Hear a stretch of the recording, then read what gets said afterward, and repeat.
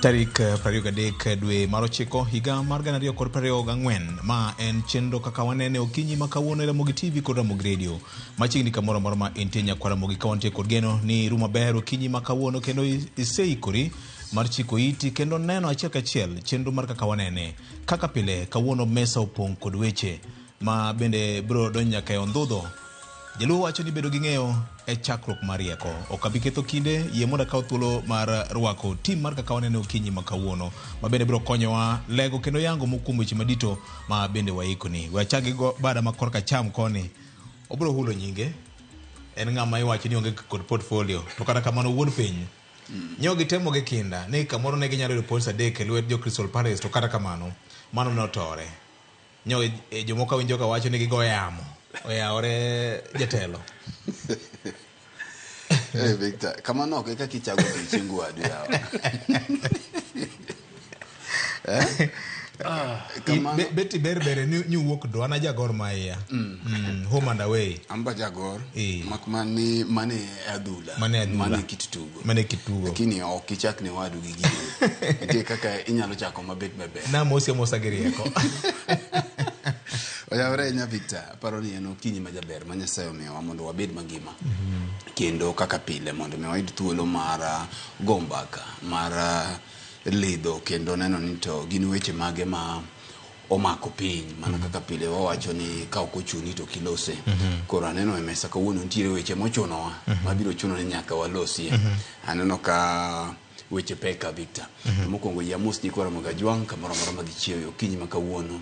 E gwenge duto te mantiere kaluo to gi bombe duto te mopogore wang'eyo ni wan koda jogo ma bende winjowa jo diaspora Victor ma winjowa koa e pinje maoko bende wamiyo gi mos makende kamoro moro ma gintiere Victor. Yiena bende mondo mi amiyo mos makende mowuok kuom achiel kuom jowinjowa kidhi Sarova News ni kacha Victor. To ntiere achiel kuom jawinjowa ma kinde duto iluonge ni Peter Odhiambo Mudega mano mar Sarova Stanley mano wuod Siaya Game Malanga okonu mos kabisa kendo wacho ni akel mos go kapu iro kamano ka achiel kuom jo mawinjowa duto Victor kuonde duto ma jowa nitiere en moro makende ni Nyasaye omiyowa thuolo mondo mi wabed kaka wuono. Iro kamano ahinya. Machielo akeni koro na wacho ni entony koso kentony kata kamana pa ni Cleophas Ginto setieke senia awuoyo gi bolruok ndi gi luor makende ne komi gi mesa ni oyawore Victor Otieno Makajoma ichiwo nade Nyasaye urito maber ahinya wagonero kamano wuodo enge oyawore bio ichiwo nade achiwo maber Nyasaye otelo kata dok ni ok yie na chiwo maber lakini achiwo maber igeni Victor ukwani moko mi nafas mar wacho kaka ichiwo momi bende koro nyaka bed dhano nyaka bed dhano mondo apenje ni tichiewna samoro en bedo nyalo bedo ni in kato chunyi to hinyore kaluwore gi weche ma weekend VOJ onge tony mane jo Man City otonyo godo jogo opira jo Arsenal mache tuk joloch jo Arsenal ne nigi option mar wuok e pap kane oromo 90 minutes nikech giwacho no piri goga 90 ne gin gi option no dak ne giwuok dongenye gidong nyaka 90th minute gimo nyalo timo akenyara tega winyo no yiengi e dhogol Victor gima jeyo nisini kaber to law Man City cha gitwang'e ne referee bende mare koro orwakaro kama chal gi Man City cha onge tiende rwak law mopogore gi ma nyiso ni en refa okanja Arsenal an jamani lakini gima nyotimore nyoro kana weekend nyochwani adiera kana VOJ was right weekend nyochwani ange kami bire moko weekend nyochwani bata dirama kende en kare gina chake kama chake no opira rumo ka refo go firimbi no piro yes to results mowuok no results majita nyaka kawo yes kanok berni to ne in gi option ke wacho no opira 90 to koromo 90 minutes ti wuok e pap ikoni oyo wan wasego 90 watimo ngowa owuok to kapodi dong to gimora mora mibro timo nyaka ref go firimbi no nyaka ikawe kako biro olitni oberni ochwanyi nyaka ikawe kamano emomiyo akone jo Arsenal oye Eruru jo Arsenal kumbedo namba 1 king'io alphabet kali poko chakore gijabedo ga namba 1. To mano kende magibedo. Mano kende magibedo. Higni 30 koro. Higni 30 koro. Yes. Podo medo kwano ndalo podi. Pod bro bedo mna kamano. Kauru Yesu. Ero kamano. Ero kamano ahinya. Gudi puonj nitire japuonj Philip Orina gi minode Janet Orina nyongi sana koni mos. Ero kamano. Giwacho ni gisebedo ka gineno chenro man kaka wanere pile ka pile gi sani gin dala mar Rongo. Ero kamano. Mano mos maber.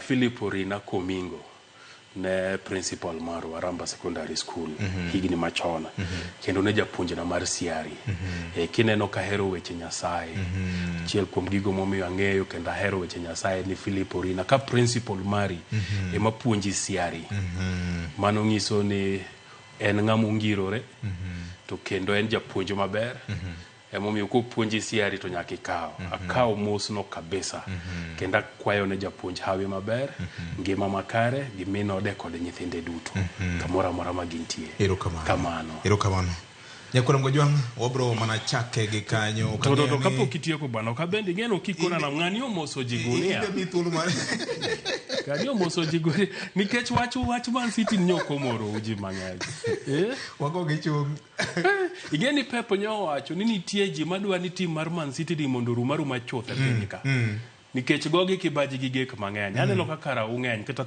mesani unti no anago bada piny bedo jo maber ero kamano mokwongo nitiere osiepwa ma ohero chenro ni kendo juma mokalo ne en gi birthday iluongo ni engineer Rolex Wasonga we akwane engineer hawi maber e hige manyien engineer no wuoyi mathere ng'eny ahinya wuoyi mohero dongruok wuoyi mohero ganda ana kogane amedo lamo ne Nyasaye ni gigo duto mokete pache gigo duto moketo nodwa timo Nyasaye mondo telle ero kamano mar ariyo waore mos nitiere special group e ngimana iluongo ni jo Mother Union ma Bondo Diocese waor negi mos kotel negi kod ogai margi mama Jennifer Kodia Captain Dorothy ma coordinator margi to gi jodito duto maggi kanyane weekend ka inya bet piny ka paro ta ng'iyo ngimana kako osebedo ta realize ni jo Mother Union ma Bondo Diocese gi osebedo jakora ahinya kora koni kawuono aorne gi mos makende ng'eny gi winjo chenro ni kendo anytime kan ga dala ka dhi e kanisa kata ka wuotho gi mama Canon twarado kodgi to ng'eny gi wacho ni giwinjo chenro kora uneno ni kawuono aorne gi mos kamoro amora ma gintie kendo kwayo ne gi hawi maber chenro duto ma gin godo ka higa dhi rumo kama Nyasaye mondo telnegi kamano wach ma ngima mokalo Nyakura Mgojwang chirni endi wageno kendo thothne weche mag Jehova Nyasaye momiyo waduto wangima kawuono kata in bende mibedo kama inene Ramogi TV ingima nikech teko ma Jehova Nyasaye wado chaka Nyakura Ramogi nyawdo Fred jawacho ni ka kuchuni to kilose mae momiyo ochunowa kuro biro lose neno ka gima jalup jatend piny Kenya Dr. Rigathi Gachagua giko ne koro omo bando e laro kendo sane koro gwen koro somo kaloro koda kit siasa mosebiro kagore Kenya madiere e wate kinde ko jatend piny Kenya Dr. William Ruto matinende onge piny Kenya ene piny Amerika twak mare manyocha obedogo gi tipo ma Citizen TV mabende Ramogi TV no kelo nigo achiel kachiel Rigathi Gachagua no wacho ni lot neno ka gima koro die sirkal mar Kenya Kwanza meno wuono wacho ni oganda ne ma jo Kenya madiere ne ogombulo nyaka ng'amo gik tok dang bed gima ber ahinya ka siasa man dhogrok ochako mienjo kendo rigiji ywak ni kata mana yotuduk mar WhatsApp nyocha ogole oko owinja neno kaka weche nobedo juma mokalo chien gi Sam Gituku. If Kenyans don't see me in a presidential function, I want to tell them today it's because I am not aware of the function. And the function they see me in is the one I have been invited. There is a page with everybody there. There's head of public service, there's the president himself, there is a controller of state houses, a deputy chief of staff, there was me, there was my chief of staff, there was my private secretary, there are security people, the people really who handle the president and myself were in that page. And you know, we even share. What do you mean in the page?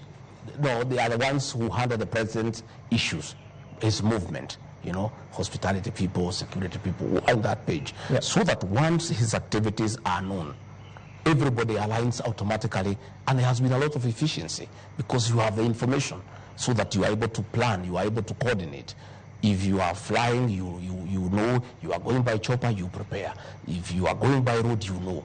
But when you don't have that information, then it becomes extremely difficult for Deputy President, my office to align with the President's office. Help Kenyans understand. So this diary, is it a physical book? It's a WhatsApp group. It's a WhatsApp group. WhatsApp group. It's every day, you know, things now are good with this digital space. It's a WhatsApp group, and it's updated as you go on. And the President updates it sometimes himself, the controller does.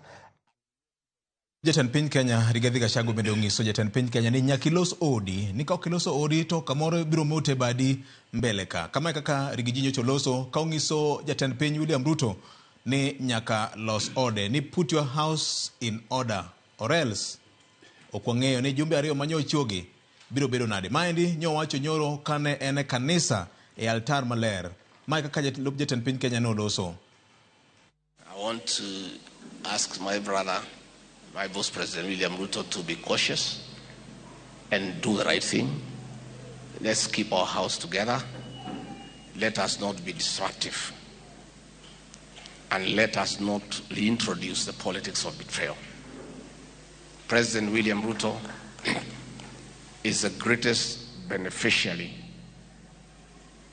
of the peoples of Mount Kenya destined for betrayal.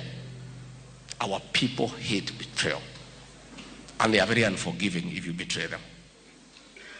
I ask my brother, President William Ruto, not to be tempted to go to that direction, because these people will be very unforgiving. When there was an attempt to betray him, the people of this region said, no, we don't like betrayal. We don't entertain betrayal. And for that reason, the people of this region stood with him to a man to express their displeasure at betrayal. If the people of this region feel betrayed, as they will, if we go into that direction, these people will be very unforgiving. That's just my advice. It doesn't have to be taken. I've been around for a long time. Mimi nimekuwa hapo wakati ya Moi, nimekuwa hapo wakati ya Kibaki, nimekuwa hapo wakati ya Uhuru. Sasa niko hapo, mimi najua mambo mawili matatu. Hii watu ya Mlima Kenya mimi nawaelewa sana. Kisaliti hii watu, uhusiano yako na hawa itafika mwisho. And it cannot be salvaged. I still think there is room for the president to put his house in order, talk to everybody, and let us get back to work and serve the people of Kenya, execute the mandate that they gave us. We gave very many promises. We need to keep those promises. And it's important that we keep those promises. Senior Jalup President siemo jatende koso nango. Awayo se jogore gi lak. Mane wacho makende. Aparo ni Rigathi Gachagua. Geoffrey. Dio. Uchopo kuma koro okonyal wuondore. Owacha dieri kaka jadiera. Nyalo bedo no wacha diera, lakini jatendi okichom tera. Kata bede mna no kosoni. Imanye yo moro minyalo loso godo kode. To kata kapono kowinji to gimitimo en ni ioro ji. Tikone ji mondo dhi wachne samoro maruni obro winjo. Dhi ugo nendere. Ng'eni iwacho gani e kor gweng' ka ng'ato chwanye. Timanyo yawuoyi moko ma gin gionge sate. Timiye gimoro to dhi oyawo godo wiye. Tango kale tok dalani. To koni ni onge. Gindik lono. Onge. Inano. Tigeni mani bro winjo. Tibro koni to ng'ane makawuono go namna koke bath dalana ni. Ang'o mowachogo. Tigeni ji bende wachoga ni ng'ato kose madho gik momadhogo. Adiera kende mowacho. Tigo machiemo tikone. Adiera gik mowachogo to nyabedo na adiere. Makosa mar Rigathi Gachagua timo. Interview manobedo godo gi Sam Gituku tich abich. An kipenja nokonego bedgo. kaka nyo lose kanisa nyoro an kipenja nyo kunego los kakulosono nikech kanyo ema koro nyo ng'ade ne bura ni koro en mare orumo nikech winjo gik mowacho. Now I want to advise my brother that the people of Mount Kenya hate betrayal. Otemo kone William Ruto ni gik mitimo nage indhoga to kwa bing'uono ni. VOJ ng'ama nitiere kom tend piny Kenya kata tend piny mora mora kata telo kamora mora ok threaten ahinya to ka in jalupne ma bende no yiero ka jomoko nokdwa. Gimomiyo William Ruto no survive ma Uhuru Kenyatta no koriembe tich no kowacho kata ni bro impeach ang'ago girigo en nikech di kata bedo ni no kwero to kapare ni nitie chieng' ma William Ruto no chomore tergo Uhuru Kenyatta mokwere no oro gamna ji Kimani Chungwa Ndindi Nyoro Rigathi Gachagua ema no oro mana ndalo mogik ndalo campaign cha ema ne wuge magera nikech mano tigedi koro sechopo namba 10 tielo namba 18 ochopo kuma korete mang'o iloe to Rigathi Gachagua owuok oko chon mogolo koke chon to gimomiyo ana wacho ni gigi no konego wachi en ni gima itimo ka in e position ne mane William Ruto timo maber you timo gima kisungu wacho ni you play victim maja piny bende bet piny to neno to kone adiera jogi hinyo VOJ gik ma jogi timo ne VOJ girach tin tilingalinga isoki tilingalinga igo ingoto tilingalinga iduodi tilingalinga ja piny kende neno to koni oyo gimitimo ne ng'ani to timo ng'o rach Rigathi bende nyaka ng'e na winjo ko wacho kanyo ni osebede ndalo Kenyatta osebede ndalo Moi Kibaki gima bende nyaka ng'e ki ng'ama somo siasa mar Kenya ka nitiere triangle e siasa mar Kenya ka mawie malo kucha nitie Kikuyu bathe ka nitie Kalenjin bathe koni nitie Joluo ten gimo ng'ere pile ni sama Kikuyu makore gi Kalenjin to Jaluo ok dibedie to sama Kalenjin omakore gi Jaluo to Kikuyu ok dibedie mane kit siasa ni Jomo Kenyatta komakore gi Moi ng'awa mane gigol wenya ni Jaramogi Oginga Odinga ni sama Kibaki kata mna Moi ka koro Jomo Kenyatta osetho moyiero Mwai Kibaki kaka jalupne oyiero Josephat Karanja kaka jalupne George Saitoti ni bendi wacho ni ne onokuyo adiera mare ni ne en Masai Maril bendi te mang'owa podongega yes to ni neno ka ng'ama ne gigoyo gigwere gi Jaramogi then bang'e gigwere gi ng'agi Raila Mwai Kibaki kanitie telo to gin gi Raila to budho matin to gigwere emoyo kelo wach Maraila to mang'o uwuok oko Kibaki oringo kae mukawe Mudi Awuori matin to gibet godo kaw Kalonzo to gibet godo nikech samora mora ma Jaluo go Kuyu oriwore to Jakalenjin nyaka bedoko emomi neno ka Uhuru kano riwore gi Raila to nyaka Ruto ne timo ng'owa bedoko sani kane Ruto kao Raila ni koro gidwa tiyo gode broad based Okuyu mani kanyo en Rigathi Gachagua Geoffrey nyaka timang'owa nyaka bedoko so en gima Rigathi nyaka neng'e kaponi nodwa ong'e somo siasa mar Kenya ka to kono ji ariyo koserwere to an nyaka chung ang'owa oko koro chung na oko ne ang'o madatim monda consolidate makata ka yudo ng'ato moro madwa dhi chung godo 2027 tachako chon o play victim ubet to ling most o play victim to jogi timo ang'owa jogi makoro konye ywak utimo kama karajraj gimoro wacho kanyo mano mi anyiero ni no gole WhatsApp group VOJ osegole ga WhatsApp group ki type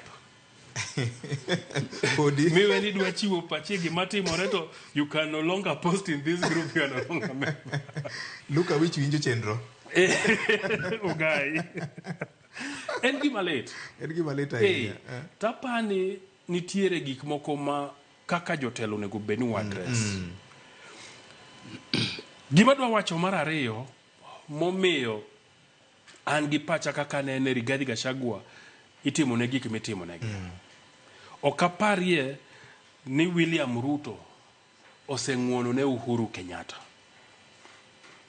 Ok apar.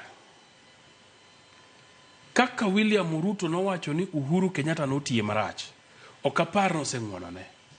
To nyi winjo ka Rigathi wacho ni Uhuru Kenyatta kingpin, mano is my brother, my friend, sujui confident, sujui ang'ango. Igeni jatend piny yudo intelligence mang'eny. To kisungu moro nitie gani, the enemy of my enemy is my enemy. Anaparo ni nitiere wuoth moro ma Rigathi Gachagua ni godo gi Uhuru Kenyatta ma jatend piny William Ruto ok morogo. Nikech ok apar koseng'uono ne Uhuru Kenyatta kamoro amora ma intie. Ok apar. Uhuru Kenyatta bende nyaka bedie nikech ng'ama nyicho tegemea ma en Raila Odinga sani koro ineno ka kisungu maber wacho ni ogalavant gi William Ruto. Nyo gin China, nyo gin Germany, sani go kinyi sani aneno ka gin New York. NYC mar gintie. Gibayo. Kama Uhuru Kenyatta betie ok di berne. Obende nyaka oyudie ng'ato kamoro magi chanoro godo chenro, to kora pano yudo siep kuom ng'a Rigathi Gachagua. To mawacho ni nyaka ne Rigiji temanye ma Rigiji ndalo moko dhi kate nyaka londo mar ma bid associated gi Uhuru Kenyatta. Mano wacho ni atemo kwang'ane ng'uono, atemo kwaye ng'uono. To weche moko wacho ni pok gitudo e yor simu. Atudonge nyi winjo ko wacho tich abich. Ni no sedhi mokwaye ng'uono, is my brother, he's our kingpin. Ineno gigwo. Ngisi ni kore ka gisetimo ang'owa, gisebedo ka gitudore. Yes, nikech Rigathi to wacho ni en truthful man. Ok apar koriambo.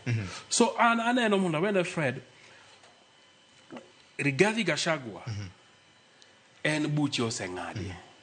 Nikech kineno kaka Oscar Sudi nyoloso, nyi neno kaka Kimani Ichung'wa nyoloso ka en pap nyadiel Lego.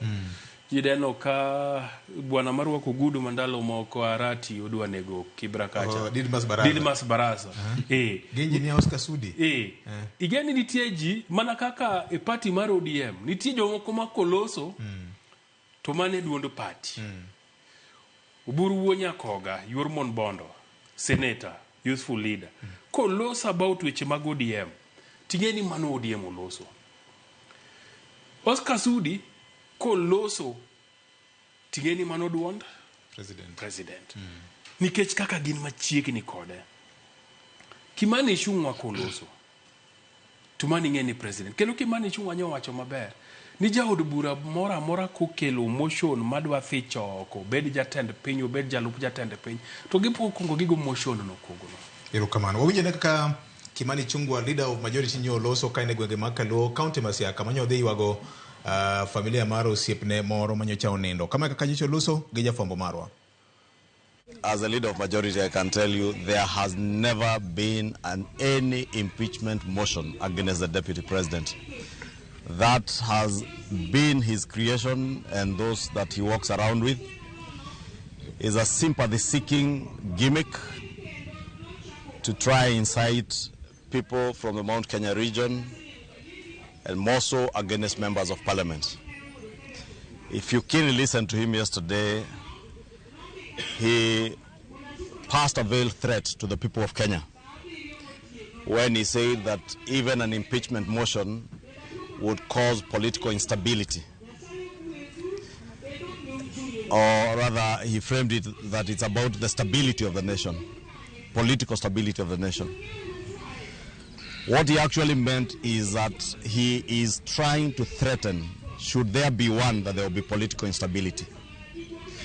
The kind of political instability, as I said yesterday on Twitter, that they instigated on the 25th of June. Senior kapo imulo wach moro mabende ngima kabisa. Mbako sebedo ka gore wach mar thicho ko jalup jatend piny Rigathi Gachagua ni. Leader of my majority owacho ni mano en gima en owuon ochuogo gi joge maluwe. Adira makende ni en gima nitie. Wane chenro ni wachoko maling' twa wache. En gima nitie kipenjo jok machiegni gi jatend piny. to bro koni ni ngoja tu utaona hivi karibuni. Kare jumbe ariyo manyo chiugi Oscar Sudi engineer. Nyalo okobi bedo jumbe ariyo. Lakini ka higa ni pokorumo. Nyaka motion no bedi od bura to rachne ni jo broad-based midhi ti godo. Jo broad-based madhi ke. Ginengas. Ginengas midhi ti godo. Kenya winjo ka Cleophas Malala former SG. Mabere nyo podo wacho ni ne SG mar UDA podi nyoro e kanisa kanyo tuomo nying jaod bura masuna East Junet Mohamed kachel kod Opondo Kaluma okoborgo. Wawinje na clip no endo e kabanga mi Fred thuolo bende mbogo na wiye. I am not qualified to advise you, Mr. President. Lakini nisikize tu.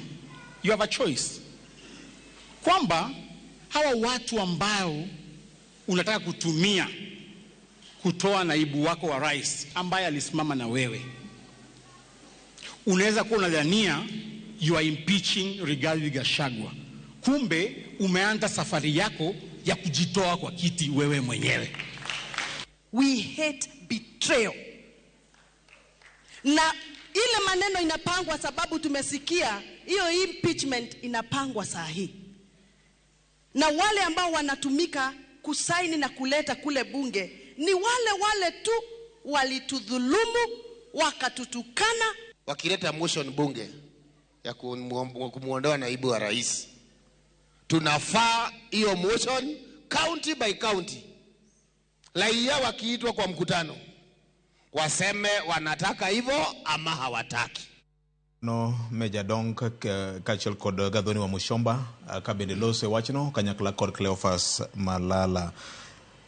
Fred Betgino Rorende ne William Ruto gi Ruto margino odonyo nyaka tam mar ariyo eka no chakore bang handshake. To ma wang ni do mondo nde odo pusore ka ngokra fuok mos.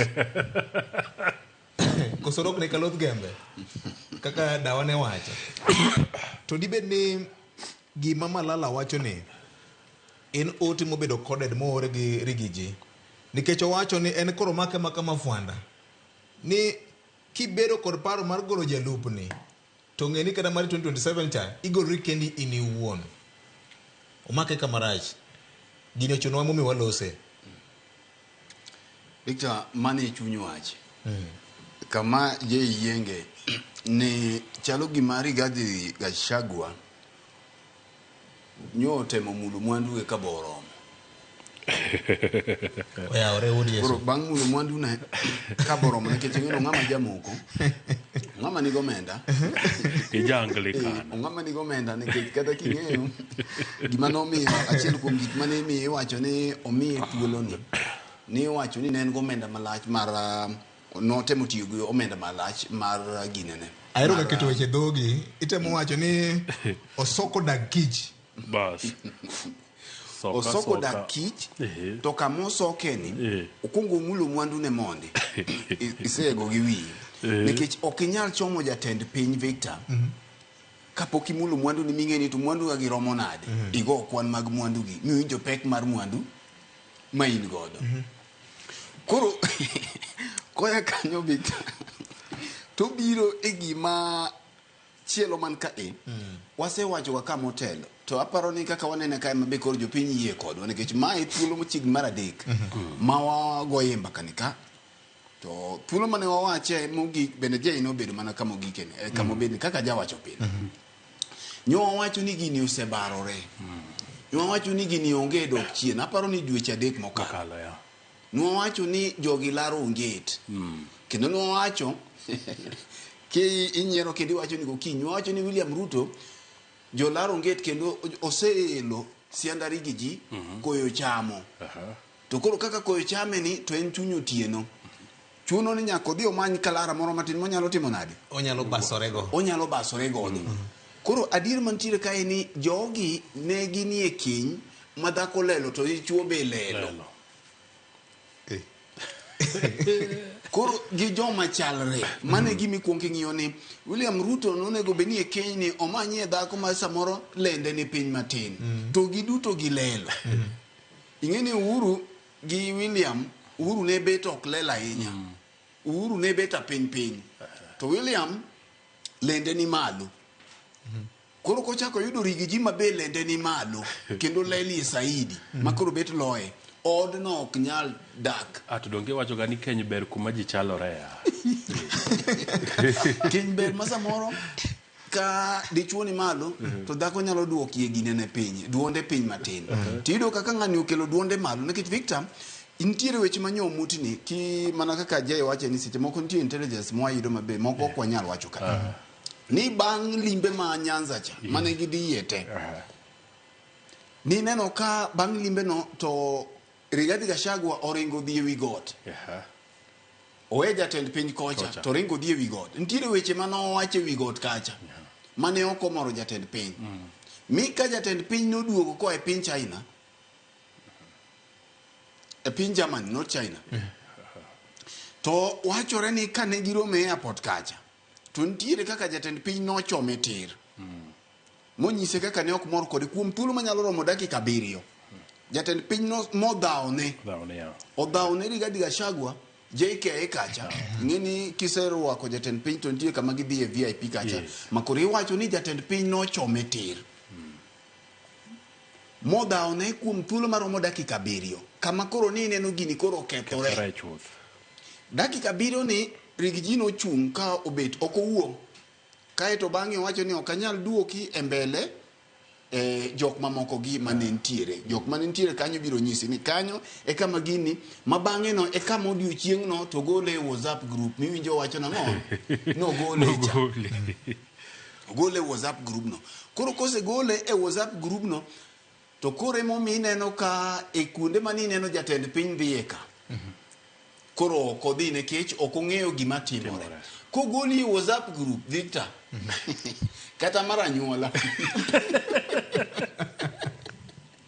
kata mara numnai tiende ni osegoli kanyo ok dwari mamari urumo tiende ni gima biro discuss kanyo koro ok dwani ng'e inie mudo inie mudo to Rigathi Gachagua kamodhi godo marach en ni notemo kao script mane William Ruto otiyo godo gi Uhuru Kenyatta ma William Ruto nowuok wuka tung nosuo to choma Uhuru Kenyatta tir William ok chom tir bilani kendo Victor kokidhi nena dhula madhi tugore mbele kai dakika mogik kar finishing kai ema William beriega magik ineno extra minute mano mi Man City cha dakika no ni siasa mar William kendo koro finishing mar tieko no dakika mogik dakika banka 90 orumo moko mineno imedo matin no kanye makoro rache ne wan Bomas Victor tineno bang' ombulu magi mora ncha nose timore mano e yiero mokalo ne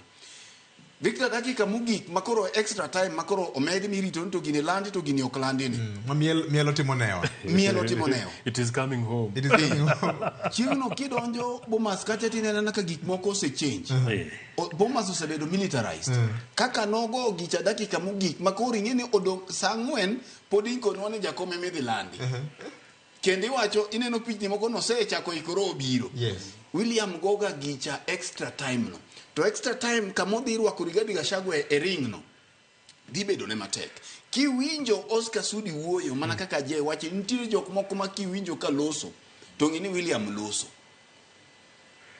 penjo mantiere en niya William dhi kolo Rigathi Gachagua odhi gole to bo dhi gole gi kukune nikech mineme kikolo Victor to ikolo mineme e yore ariyo inyalo tucho wang'e tibiye ting'eni mibiye ni odong kukune odong koro kukune ni ido ka pod medo ili ma samoro ko ili kane ninde par tiwinjo kidwa ni irudhi nekech nitie kako timang'o kako ogwargwar nitie kako ogwargwar Victor to kigole gi kukune to wuok kendi yweyo penjo ni to bende William Ruto dhi golo Rigathi gi kukune mano kore kama bedo matek nikech kani neno kama ne entiere weekend tineno ka en bende oriek kendo ng'eyo ground mana kaka iwinji wacho cha koro kukune ni mi penjo moko dhi odong to biro chando William machalo nade karata mane ma William go nikech adiri mantiere ka en gini rumo impeachment biro kendo chances ni Rigathi Gachagua dhi bedo impeach are very high are very high. Mana ka kiwinjo wach broad-based. Kwan ma 2/3 cha koro nitie odonje wang'e. No, macha nitie. Mak mana ni mbele kanyo bang'e ka pod ok watieko to wabiro ng'iyo ni to jodi maso madonje lweny mok margi. Gin to gini dhike to kanyo mano wabire. Rudruok gi magidwa rudore ahinya kar mondo gin koro gichiem sa chiemo romo. To gichiemo to gigo koko. Mano wang' wabire. To ka pod ing'iyo Rigathi Gachagua, tineno Rigathi Gachagua winjo ko wacho no osebedo kanyo for a long time. En bende ntiere kwano mogoyo. Adier mantiere Victor ni kizungu wacho ni the mountain is gravitating towards the peak. Giyuare jo Mount Kenya go kata mana Ichung'wa gini mineno wuoyo ni bende ong'eyo gima ground wacho nikech okuche ko gika ma interest gi is threatened to gibiro wang' achiel gi te. Ma bende kik ng'ato wuondi ni nitiere pogruok e jo Embu gi jo Meru gi Tarakanise gi mamoko gi. Ko gika ma interest gi are threatened gibiro wang' adi? Wang' achiel. Gibiro wang' achiel. Ka gibiro wang' achiel to gidhi ng'iyo ni alternative mane ma gin go. Kae ka mineno ka gidhi chiro gimiluongo ni Gemacha. Koro Gemacha ka gisechiere to gidhi temo mondo gikaw Kalonzo Musyoka gidh godo wi got mondo gigo oporo ka gin malo. Gimoro nyiso gi kata en adier kata ok en adier ni ka gimedo mbuch ja Kamba to gi margi nikech nitiere perception moro mosebet no oganda jo Kikuyu ng'eny. Koro gimoro nyiso gi Victor ka ni ginyalo bedo gi slim majority kata ka ok giyudo 50+1. Ma emomiyo gikelo paro moro ni 50+1 mane katiba cha mondo gol. Koro gineno ni ginyalo yoko gini kendgi ka gichomo William Ruto tir. Tadier mantiere ka ekendicha kiduogo ng'iyo mana kaka Jay wacho ni gintiere pyramid. Ni eseche te siasa ma Kenya ka nyaka ne independence chakre. Ntiere oganda adek ma influence kuma yiero kata kuma siasa dhiye. Kika oganda ja Kalenjin iketo gi Jaluo itieko gino. Kika oganda Okuyu iketo gi Jaluo itieko gino. Kinde duto oganda adek gi ariyo kodhi wang' achiel to bedo nikech machalo jo Aluya machalo jo Coast to gin jok mimedo godo. Ikuongi bedo ga ariyo gi adita ni asiluomo gi moko. Kae tiluomo gi moko jo Kisii gi mamoko gi Masai bende dhi kawo miluongo ni swing votes ka. Koro Rigathi Gachagua ni matek nekech jakom ka no osedonjo mouko kenyni kako jatimo mata. Gimoro nitiere ma pod Rigathi Gachagua to oganda jo Mount Kenya gi paro ni samoro jakom odonjo e UDA kata ODM riwre gi UDA no dhi wuoyo to wuok oko ka 2027 pod ok ochopo. Koro ponono oko wuok kech emomi neno Victor je biro koni no oganda jo masawa mang'eny ok mor gi wach jakom dhi e EU. Ombulu to nyocha gitame to ok mor nikech gidwani mondo med diyo ne gi William Kai. Kare gin kana mana campaign mar propaganda mar temo duo nying jakom. Ging'enye wang mbui ka kabisa. Gine ma gidhire ahinya. Gidhire go ganda jo Akamba. Sani ko ka ganda jo Akamba mosegone jakom ombulu didek. Nyisi ni jakom onge kata mana papers. Ni gir EU no doko yudi. Koro gini ok morgi. Gima nitiere kanyo ming'iyo ni to options mage ma Rigathi Gachagua ni godo. Mana kaka Jay wache ni kabeto do dhi mos matin nikech odwa golo wiye chon. Rigathi Gachagua chwero rech mapok omako e nam. En gi pala e dho nam gimogen jabare. To chwero rech mapok omako. Ma do we makre chak mondi koko kel. To kaka iwinja nyisi William Ruto kiriwo gi Raila Odinga amen no ok en amen mayot. Ok en amen mayot minyalo chomo tir miting'eyo. To mae momiyo Uhuru Kenyatta ne ok nyal golo William. Achiel kuom gimomiyo ne ok nyal golo William Ruto kinde cha nikech William Ruto ne omako Rift Valley te. Kaeto ochako nikech nokonyo Uhuru 2013. Rigathi Gachagua kopogore gi Mount Kenya kanye kendo momako. To Mount Kenya no be ok omako te.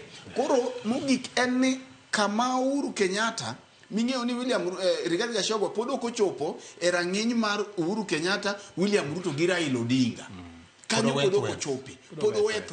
E boxing waluongo ni lightweight. Yes. Pod oweth. Koro samoro William Ruto nyalo dwaro reduce to proper size kama no gole cha ng'ade modogi e level ne. to mae sama William Ruto ng'ade. William Ruto okunego we ma 2027 bima chiegni. Ko ng'ade sani state machineries ma en godo go geche go omai kich kisebedo impeached to gima dhi timore no dhi bedo impeached ni to ineno ka Kindiki iko Abraham professor iko ma professor ni be ok dhi bedo running mate mar William Ruto 2027 lakini odhi tieko term mar Rigathi Gachagua modong sani awacho ni koso kawacho awinjo kamikele no mopogore kod mano weche gi mile ngene William Ruto no singo kana otwage jofwambo gi keyo ni ane bwo tenda ok natim ne jalop na gik manane na wuone lwet Uhuru Kenyatta magine no kasigana mopogore kod mano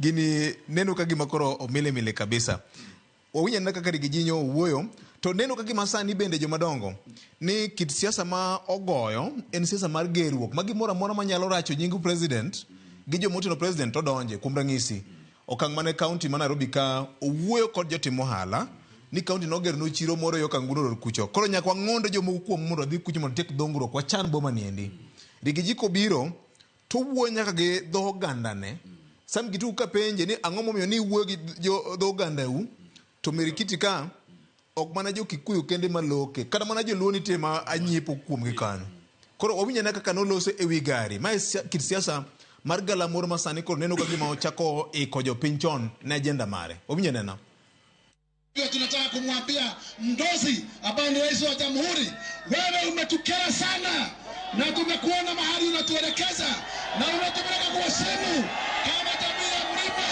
na tutakataa hadi wanataka waondoe Rigathi Gachagua waleta kibaraka yao, si ndio?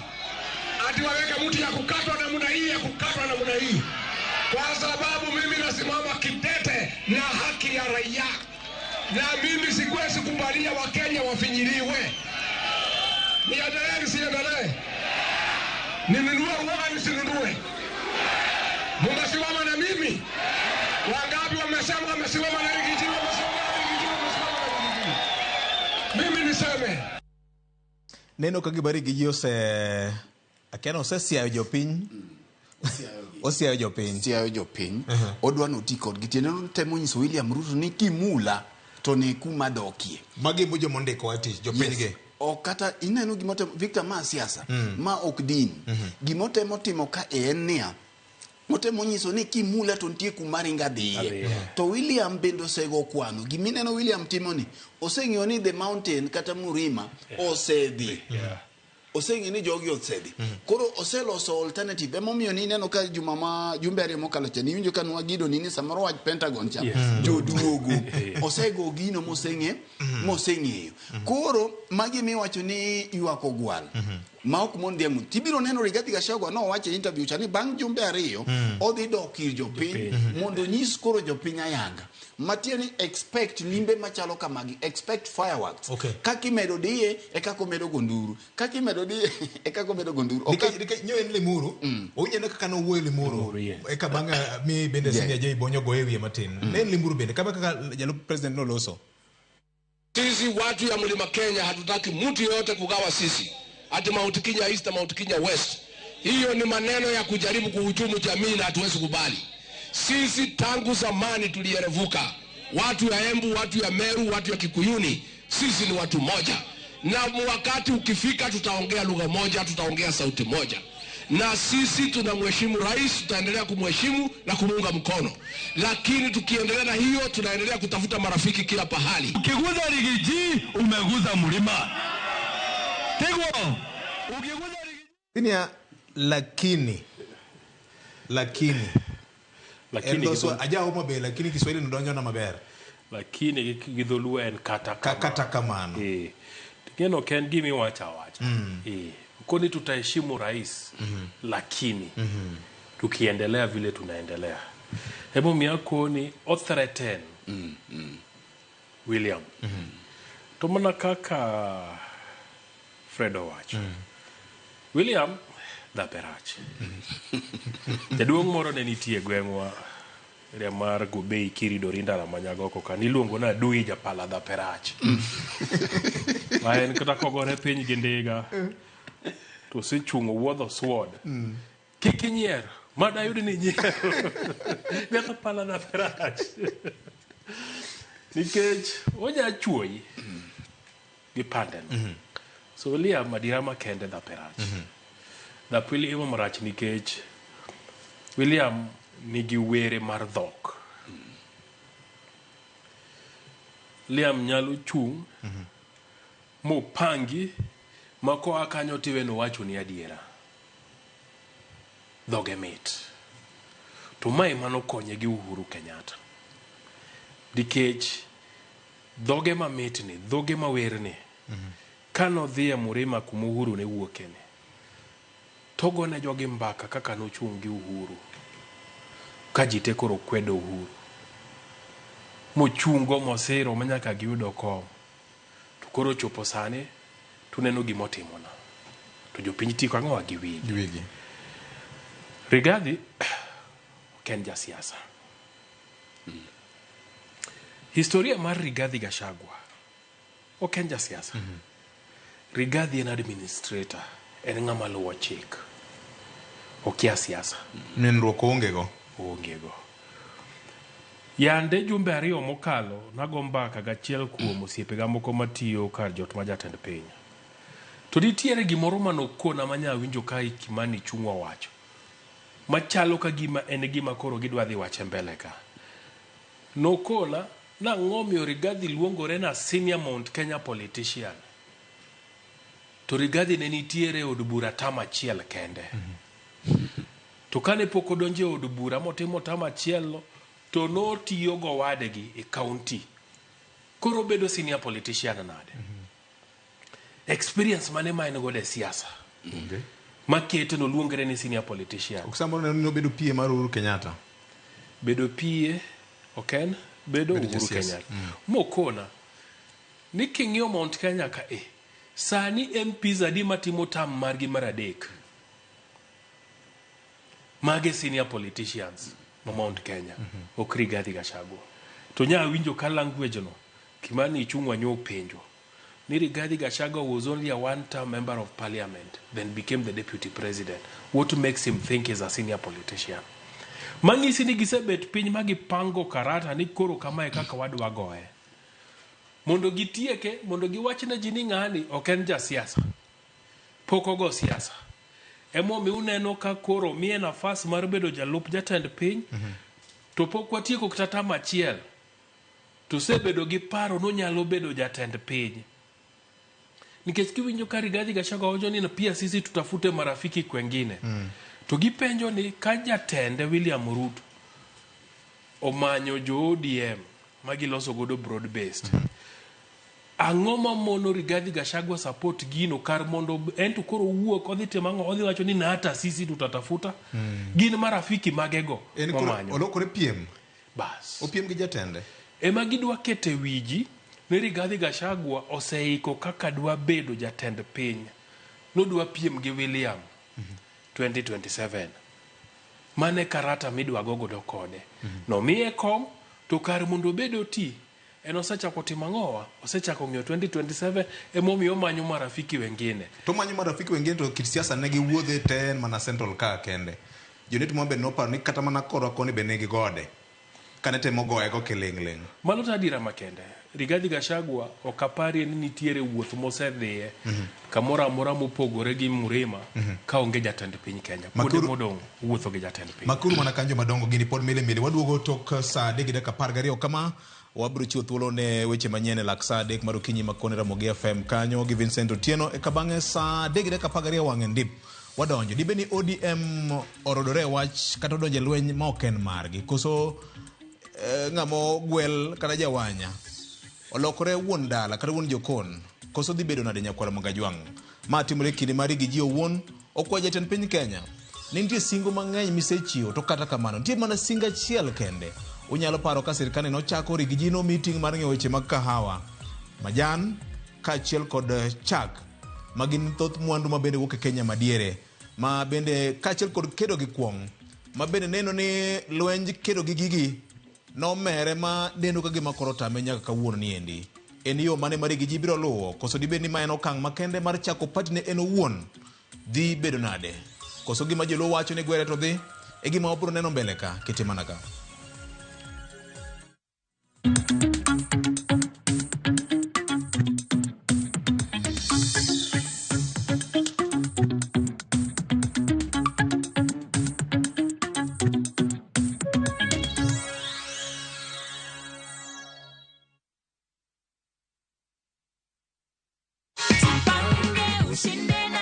So far, umefikiria kenye utafanya Ido?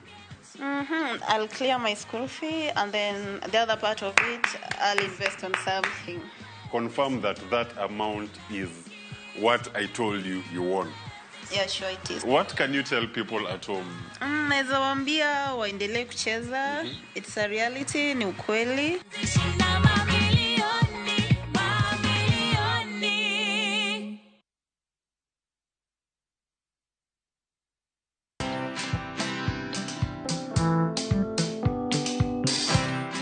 Mabrother, chekini story flani la penjuzi mtani record manze. Lakini bro, kazi itakuwa tu ni kujaza simu na hizi mavida. Ai, kujinice tu kaka. Mwananchi ngani huyo anarada imedalia pesa? Leta tenje ni kushow vile tutaomoka.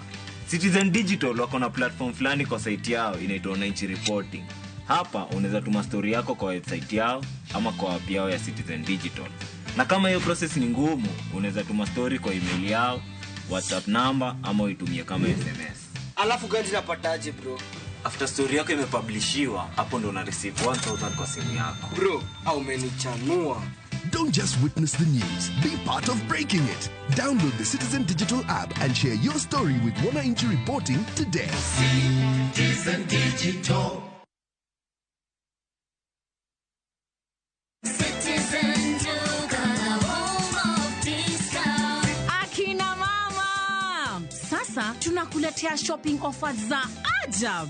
Citizen Duka, the home of discounts, inakuletea this week's discount na inatoka Jaza Supermarket. Jaza Home Brown Sugar 2 kgs, Jaza Home Tissue Paper 10 pack, Rina Vegetable Oil 3 liters, Jamaa Cream Bar Soap 1 kg, Jaza Home Long Life Milk 500 ml 12 pieces, Prestige Margarine 500 grams, 2 packets za Jaza Home Long Grain Rice za 2 kgs, Jaza Home Green Gram 1 kg, 2 packets za Soko Maize Meal 2 kgs, Fahari ya Kenya Tea 100 gram, Colgate Herbal Toothpaste 70 gram, Santa Lucia 400 gram, Toast Detergent Powder 1 kg, 2 packets za Ajab Home Baking Flour 2 kgs. Sasa, ukinunua hii package kutumia Citizen Duka, utalipa only 4,370 Kenya shillings. Mega *487*5# na ulipie saa hii. Kama bado vitu ziko kwa stock, ukishalipa utapata confirmation message yenye inasema sasa you can go and get your products from any Citizen Duka counter yenye itakuwa kwa Jaza Supermarket yenye iko karibu na wewe. Unangojea nini? Imagine harakisheni kama bado vitu ziko kwa stock. Citizen Duka, home of discount.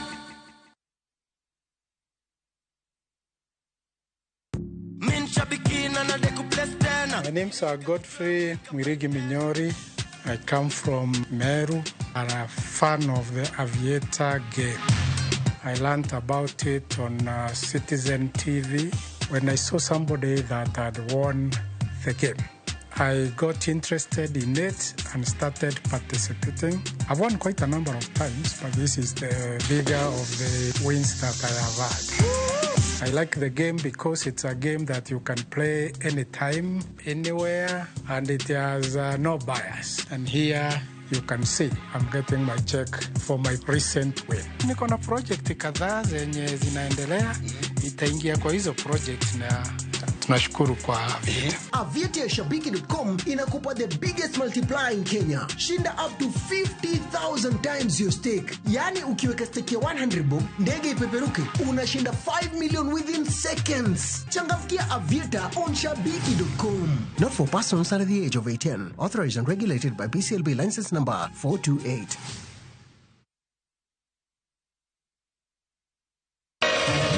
Ramogi. Regulation okodhi through gimiluongo ni public participation.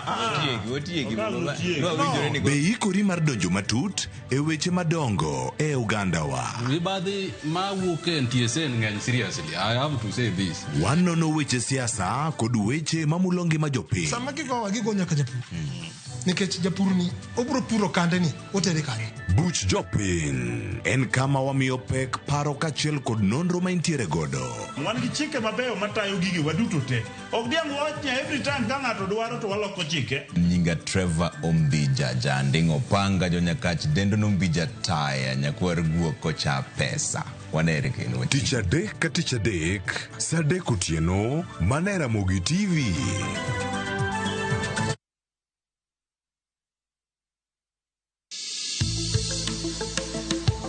Ngimawa en gima duong' moloyo. Onego beni wang'eyo kaka wadak, korka chiemo, exercise, nindo maber. Wakelo ni achiel kachiel lakteche man gi lony mar arieya e weche ngima dhano. Kikwa discriminate ne joma nigi ndulume to tikwa pandgi. Ng'eyo en teko. To kodok korka ngima mar del, bedo gi ng'eyo nyalo kelo lokruok maduong'. Wacho ni kendo Ruth pile pile ni e penj laktar kaindi. Chiemo watiyo godo mondo wageng' tuoche. Wabiro wuoyo gi ji e yo mabiro mulo chunyi kendo miyo pachi yawre. Obwongo gi del gin ga gigo motimre nade? Moriwore.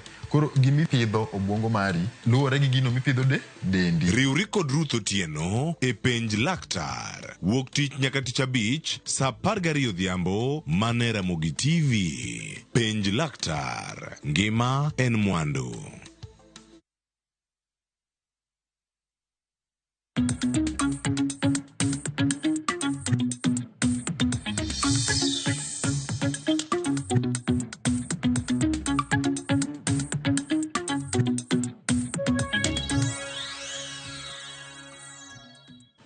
Mana kamano gin ote mag jopiny ma en chenro ma oriwo nyaka jopiny bende ma momi waluonge ni kaka wanene jopiny to nene nade mawinjo kendo ma neno achiel kachiel.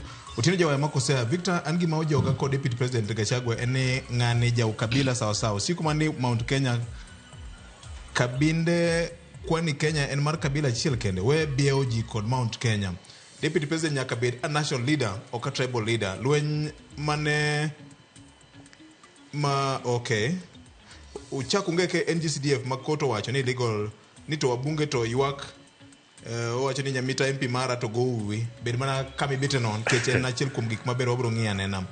Victor Yaure Rigiji is not a pushover. He has identified himself as a truthful man. Mano seketo president on the defensive. Gikaka piny chalo sani is going to gain more sympathy. Already said a platform there's vacuum in opposition politics and he has stepped in at the right time. He's now the strong opposition leader. Madhimio, President Sleepless Nights, Michael Sio Governor Wood Sumbine ne kamano. Albert Ojonyo ngisa ni mosna Wood sa kwa bondo no mora inya kode kaka olego weche mag piny Kenya okinyi makawuono. Ero kamano Albert mano jadalawa. Maka jumo oyawre ahinya. Rigiji to sane muserumo. Owe bolo weche aoyae gima kwayo ni konyalo bedo mos matin to suru mare nyalo rieny to penj na oguyo ni to poko miyo Rigiji nyota mare.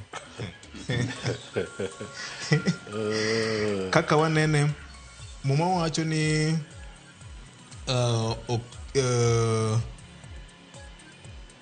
gusiepa iwe nyukta moko ka to somore. Machelo kaindi bende wachini maka jimo oyawre an Samuel Asembo owuor an bende amor gi chenro maka konene ma okinyi ma pile ka pile nyisna jai bonyo ni embo chwal na mosne Mr. Philip Orina Kumingo an bende opuonja CRE Chianda Boys ki 1980 to 1983. Yes, Kumingo puonjo Chianda upuonjo Luak Girls biro ramba. Martin Opere kawuok Kibiri Ward Homa Bay County umora sana Erol Media molo Ramogi TV gi FM eduru mana dhi nyime kod chenro ma usebedo kukelnwago ma bende miyo wang'eyo weche mag siasa. Abdalla Markatito an gima ng'eyo ni kuonde ma ji te tiye mana kamano te nikech kila mtu anatafuta pake. Victor Rigiji to kane ka biro bedo impeach e yo mayot mokalo. It's high time mondo William Ruto tiatia kode nyaka giko mar tam mare. To wach mar ODM rokrido jegini donge gidhi ae girach. Mano wabire nyakwara Mogajwang. Victor Amora enya gi the triangle ma Ibonyo ne wacho no.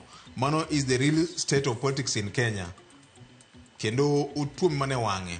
To ganda luo kik muomre lweny ni, ma ok en lwenjwa. Okay. Maka joma the major undoing of Rigiji en onge kod a political party. Mane donjo godo to negotiate gi William Ruto. Mae gima chande ahinya ni kata mana memorandum of understanding mora mora kinde kod William Ruto onge. En mana gentleman agreement moro. To ma emabro hinye kabisa. To otherwise, otema na consolidate votes mag Mount Kenya region to owe kelo Nyeri in Nairobi ka.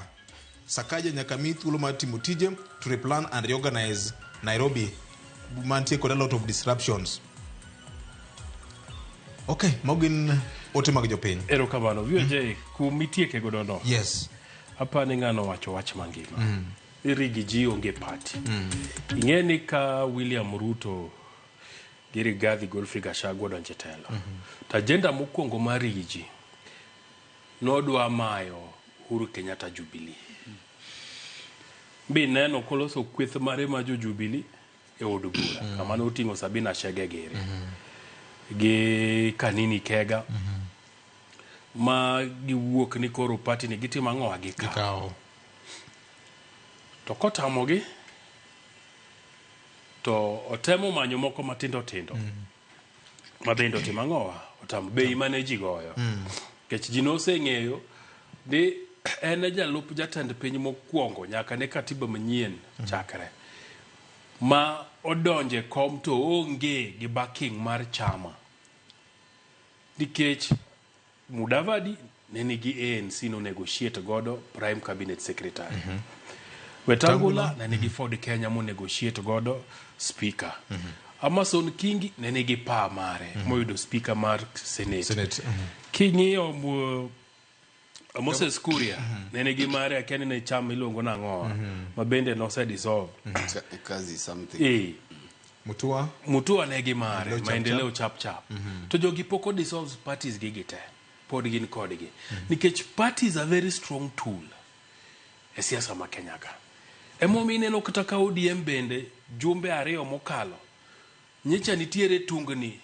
Bensuda wacho ga ni nitiere tungni gi tuomore tungni. Ka governor ma Kisumu wacho ni en acting party leader. Jomoko bende luonge ni interim party leader. To chama to wacho ni en mana chairman kende mar Central Committee meeting. Nikech party kanie lweti to in gi teko mang'eny kabisa mar dhi e mesa tikoni an chama nane gi joga. So mane gi marigi ji lak ka. To mano bende makaka jawinjo kata janeno wano wacho bro bedo tabune. Nikech jite manene sane ng'ieno onge party to bende bro do ka ji mang'eny bende dhine ni jatelo an gi gimoro ka. Mia million mia moro mondo atim ang'o aweni party. Nitie kata parties ma exist sani ma nigi ji e bunge. Mabro timo ang'o, mabro dhine.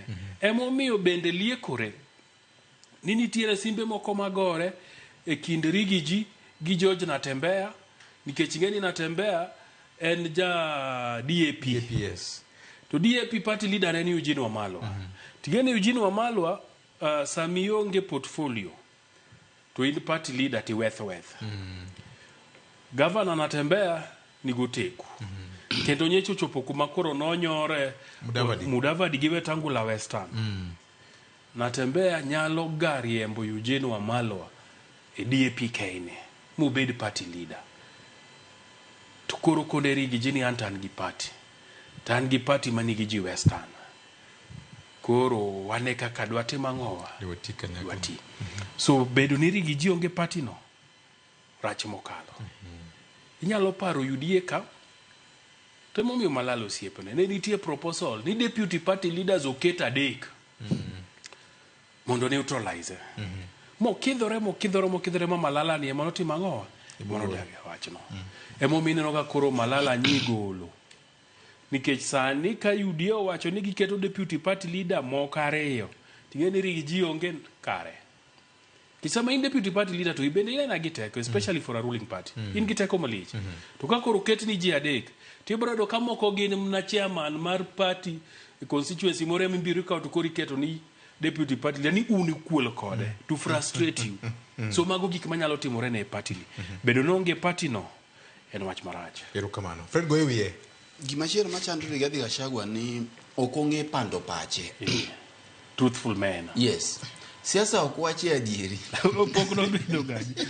Emo mi jikawan kama okonya donje siasa. Yes, emo mi wan joma wacha adieri. Okwa donje siasa. Siasa okwache adieri. Wasewacho ka ni ja siasa eng'ama okora mapok odwaro yudi. To bende kaka wanene ka wasewacho ni ja siasa kata obed mana wuonu. To en na wuonu kapok odonje siasa. Chieng' modonje siasa. Chakre chieng' no Victor wasewacho ka eni okobine ni ka wuode to ne ni kombulu madala ne ka ong'eni en kombulu adi ogo kwandu chul kata mana jeye makoro ginene okoni 2017 ochung gavana Nairobi ka 2027 to sechako ng'iyo ni kuom Ugweno ka ane gombu. Gweno giode, bio je giode. Katalan bedako na grano lok kuche Nairobi. Ocha ngiro gweno ni da kanye baz. Ongini area no. Ili manye no mbulu. Mane kaka siasa. Tido ka Rigathi Gachagua somo yot. Ja siasa okbed masomo yot. Achiel kigoyo ni gik manote moresa manaja kom bilandu Kibaki ni Kibaki tosa.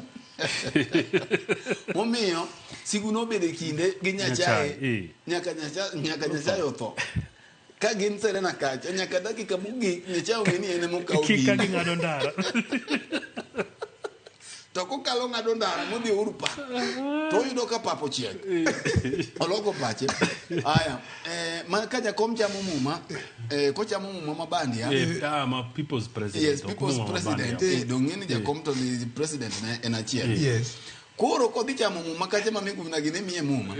Tingeni Kalonzo gini no dio ni dokumodi odine je. To ja komto bet nena onena kaka pap chalo. Onena gimaja siasa wacho kodi e pap kaka koro wabeti e mesani. Oke gimo dhi timo. To raji Rigathi Gachagua ni gimone eno matimore no temo dhi owacho. Impeachment mare ni kane biro to eno okolosi. Be okowach ni bring it on. En owacho gimopogore o play victim mana kaka AJ me advice manono in koro injie maneno ni ngani nyori to en oneno to dhi wacho oneno to wacho koro onge secret card siasa nyaki bede gi card moro ana kaka ni neno odiem nyocha no tuge chien ka ma dakika matin ilandi ni party leader to kapo gigolo poster migolo poster ni tinyisi ni ini dhi mana chair committee meeting. Yes, idhi mana chair committee meeting.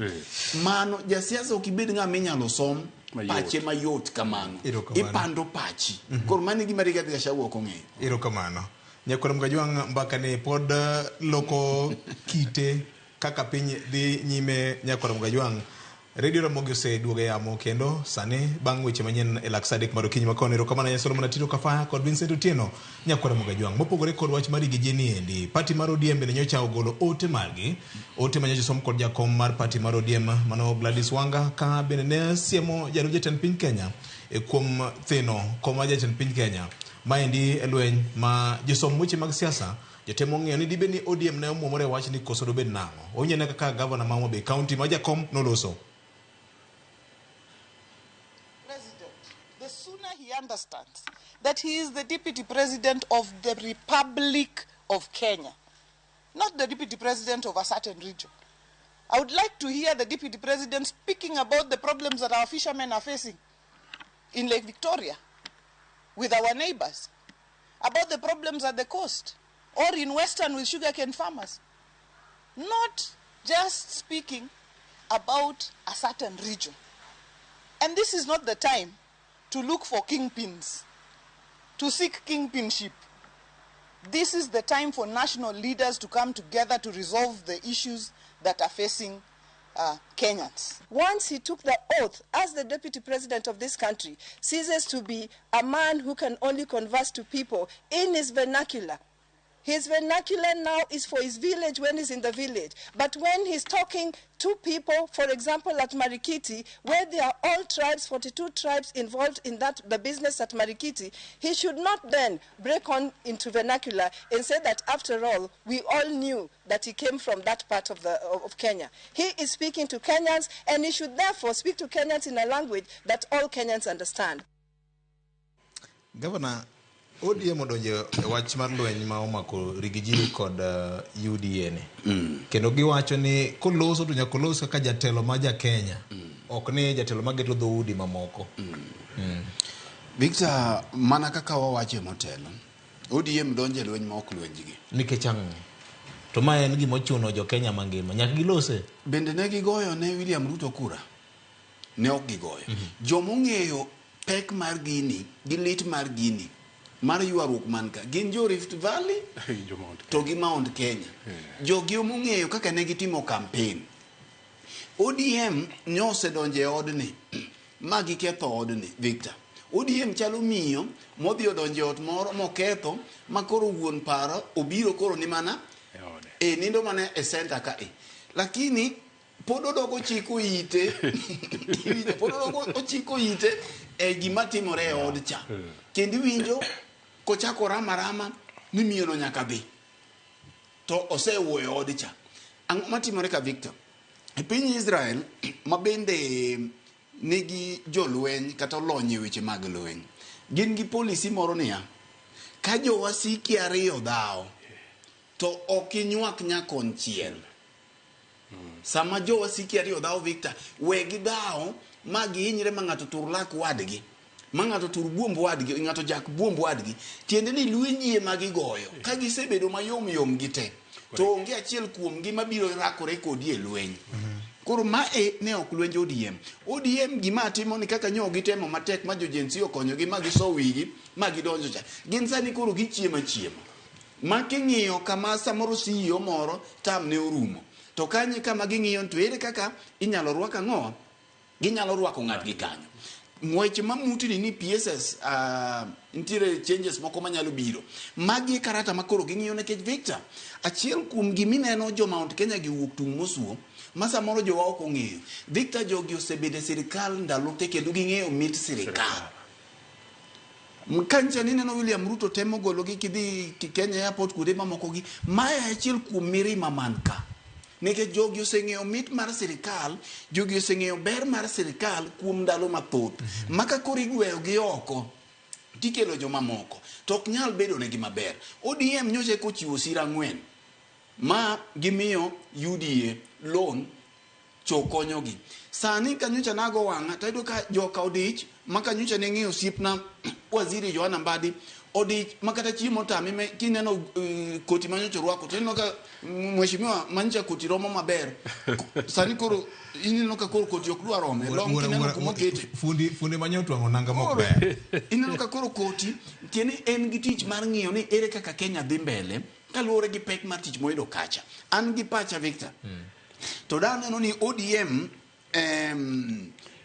ODM do weyo mondo jogi ogore kendgi giwegi mondi ka sa pod ok oromo. Nekech gin ilombo gi koka gibiro. Mae sa gi mar neno ni to ere kaka ne ginyalo medo sotiendgi malach e piny owacho mar William Ruto ni. To gidhi moko lweny gi Mount Kenya, lweny manyocha gionge. Nikech kaka ni neno Gladys Wanga wuoyo to Rosa Buyi bende wuoyo cha. Dhi chuno ni wajumbe ma Mount Kenya dhi chako duoko gi. Kae to koro jo Mount Kenya ka dhi neno ni kare jo wasikwa ok en William Ruto. Kanyocha ni penjo Rigathi Gachagua kacha ni to bende William Ruto nogo kode mbaka ka jakom kata ka ODM nyocha ne poko bire broad based. To wacho ni William Ruto no briefe. Kendo wacho ni ka Uhuru Kenyatta no nyiso gini Raila ber. To William Ruto no nyiso gini Raila rach. Makmana ni William Ruto sani koro duogo gini onyiso gini Raila ber. Gimbe koro giyieno ber.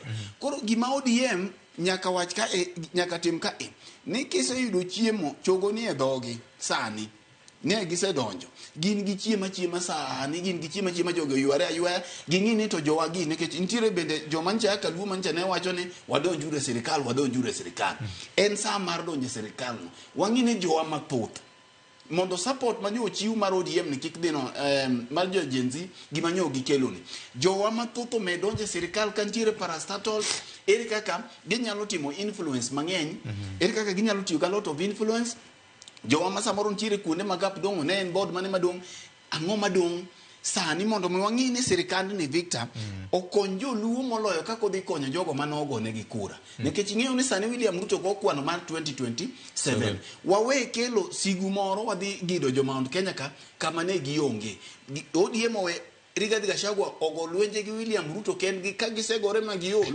eka koro William biro neno nang'o gini asetiekora godo we kora ng'i kuma tomo nade ang'i alternative madhiye to mbesruok ma ineno ka dhi mbele mang'eny no giwerego en besruok adiera en besruok gang'o wacha wachitieki ndo kikadonjie wach ni wi bere diselugi en besruok gang'o wawegi kama sine goiwie penjo en ni jo ODM bende donjere lweny ni nang'o koso gol lweny moko mare yes nitiere ODM tieng' diriyo sani tiere ODM in government ki ODM in opposition kendo senanore maler makata king'iyo kaka secretary general nyecha bongo no kidho Wandai ka Wandai no kochope mbele committee margi mare na je senate ko penjo ni Wandai oro negi barua no dhi Olkaria ni higni duto tamadek ka in MP Wandai pok idhiga Olkaria masama senate luongi ni kore kiwuok ne dhi timo ang'o ni dhi timo familiarization tour Olkaria mar ariyo kanyi neno Kambadi bende giluongo e mbele senate to oro negi barua ni en gi bura state house bende nyo okidho mokone ni mano Kambadi mong'eyo mabukora to we bura ma important senate ni di state house so ODM nitiere ODM in opposition machal Sifuna head to gi ODM in government maero koro chal ni Gladys Wanga ema head nikech ngine ideally sama ODM golo statement inno kantie kofia gi nanga mag ODM kantie jomoko moluoroge nitiere joint statement muwacho ni my party position duond party to nyi neno ka statement manye Wanga giriogologo ka nitie group moro wan kod jo ODM officials moto giko ni mano mar Wanga gi Buyu giwacho ni mano mar Wanga gi Buyu mano ok mar party so ng'isi ni kata ODM ka nitiere pogruok mang'eny kaluwore ni jomoko feel onego gibede sirikal to jomoko bende feel onego gi play role margi kaka opposition party to penjo ma pod adoke ni bende ODM onego donjere lweny ni duoko mara en ni ma ok lwenj ODM Fred opime maler policy mar Israel kawasiki ariyo gore wegi gore giturore kucho magi nyosore maonge ng'ama koro bro chungi ngufu ni koro dwara kore kodi in kidhi kacha to koro ipado gi apada tidhi kumedhiye apani jowa jotelo ahinya to jotelo mag ODM nyaka gipuonjre we horruok ahinya to horruok e gik moko timang'owa ok obadhogi nikech Rigathi kagore gi William Ruto mano lwenjgi giwerego kuma ne girome bekia gik manye Rigathi owacho no chung e wi mtoka oloso gi dhogi gi Marikiti ok nyien mago timoga pile mane style mar siasa mare o appeal na jogi manikuro kanitie joluo manie chiro no to gima no dhi address chande ta dira makenda ni bende affect gi nikech kigolo gi chuny bu mitero gi Kangundu ok bi yer ni en ja ohala ma Jakikuyu kende mitero gin jo ohala te emibro gol makia kabila ni tekni ja ohala kanyo tigoli teri Kangundu koro no loso gi dhogi no loso gi dho China obeno loso gi dho Faransa the issue en achiel mano dhi address ni bende jogi nyaka gol kuma gintie mondo teri kanye Kangundu so jotend ODM ahinya to jogo makoro ni elemo mar party onego ging'e somo pap to somo pap en simple ni Rigathi ko loso to bende waduokre kode ang'o mano wacho ma odonjore gi ODM nikech kade be no loso e gimoro mane ochwanyo jo ODM to bere to an kanya winjo gicha onge kama nyo lose machwanyo jo ODM.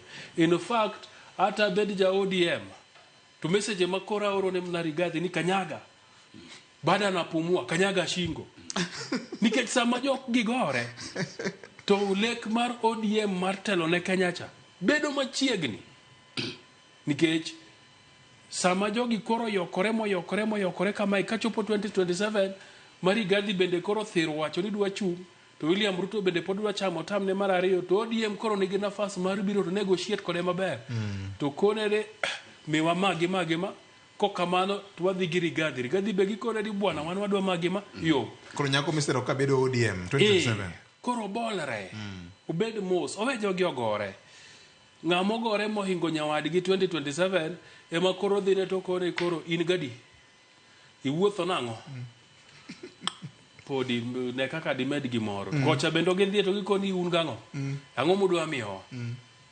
teka gibedo party motegno but sani lwenj Rigathi Gachagua gi William Ruto ken lweny ma ODM onego beni donje gihore gia elelo gia rudruok gihore gibed mos mok lwenjgi ang'eni bang' ma to ang' ne gowa to mano be mitne je kamine ni tene godo no ipenjori niya rudruok manyo jo ODM biro godo ni Rift Valley onge wajumbe manyo nyalo defend kata tetea William Ruto kech gine magin gi president makanyo Rigathi Gachagua di mean president to no nego beni jok machalo koech gine pok ineno ka senator Manandi mabende doge wer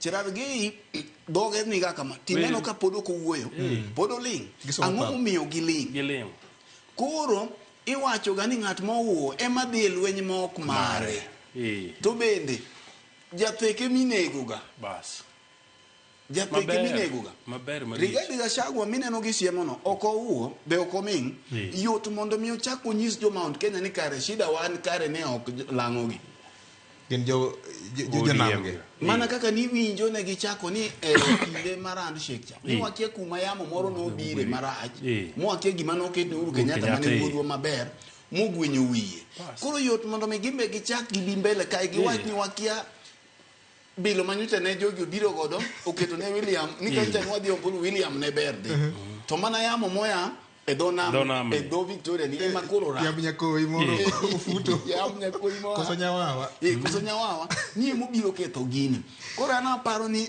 akare be samori penyi tango majidwa uyudo thulo mar donjo sirkal Victor mad koro unu donjo chiema uyudo nyuta nugo koko kane une opposition sani udonje serikal pod ugo mana koko iwinja to wajumbe ni neno ka Victor Rigathi Gachagua impeachment ni kane bedo muted chien kacha to no wacho ni na pa ni gichano wacho ka entiere Eldaravino somewhere Rift Valley kocha ni ento odwa mana neno kaka wajumbe ma Rift Valley biro goyo mbulu Kenya no pa odhi neno kama gidhi goyo mbulu tiende no ng'eyo ni jo broad based to nyalo goyo kama giero lakini jok manyocha no chung godo mai momi achako ni kawacho ni joma gini litnegi lweny ni litnegi gin jo Mount Kenya ini ng'ama ne ok igoyo mbulu bende ne ok campaign ne William Ruto into gini bedo ni malit nang'o kopo ni idhi yudo dhiang' mane Victor idhi yudo chiaye monegi kata mana le ma jomoko mano opedho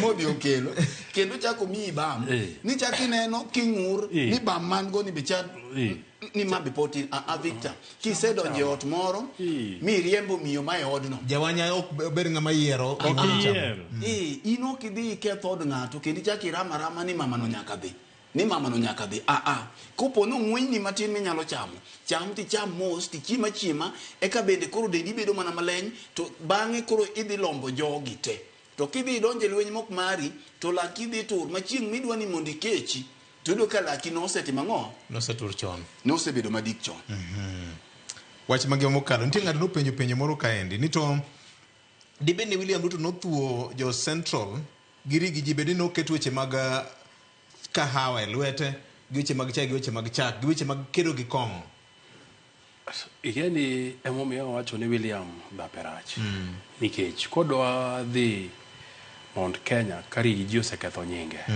to dhi penjo gini to ang'o gere mochungo Mount Kenya ka en kahawa, en chai, en chak, to gi weche mag kong'o gi. To koni gigi na kete lwet wuodu mondo losnu.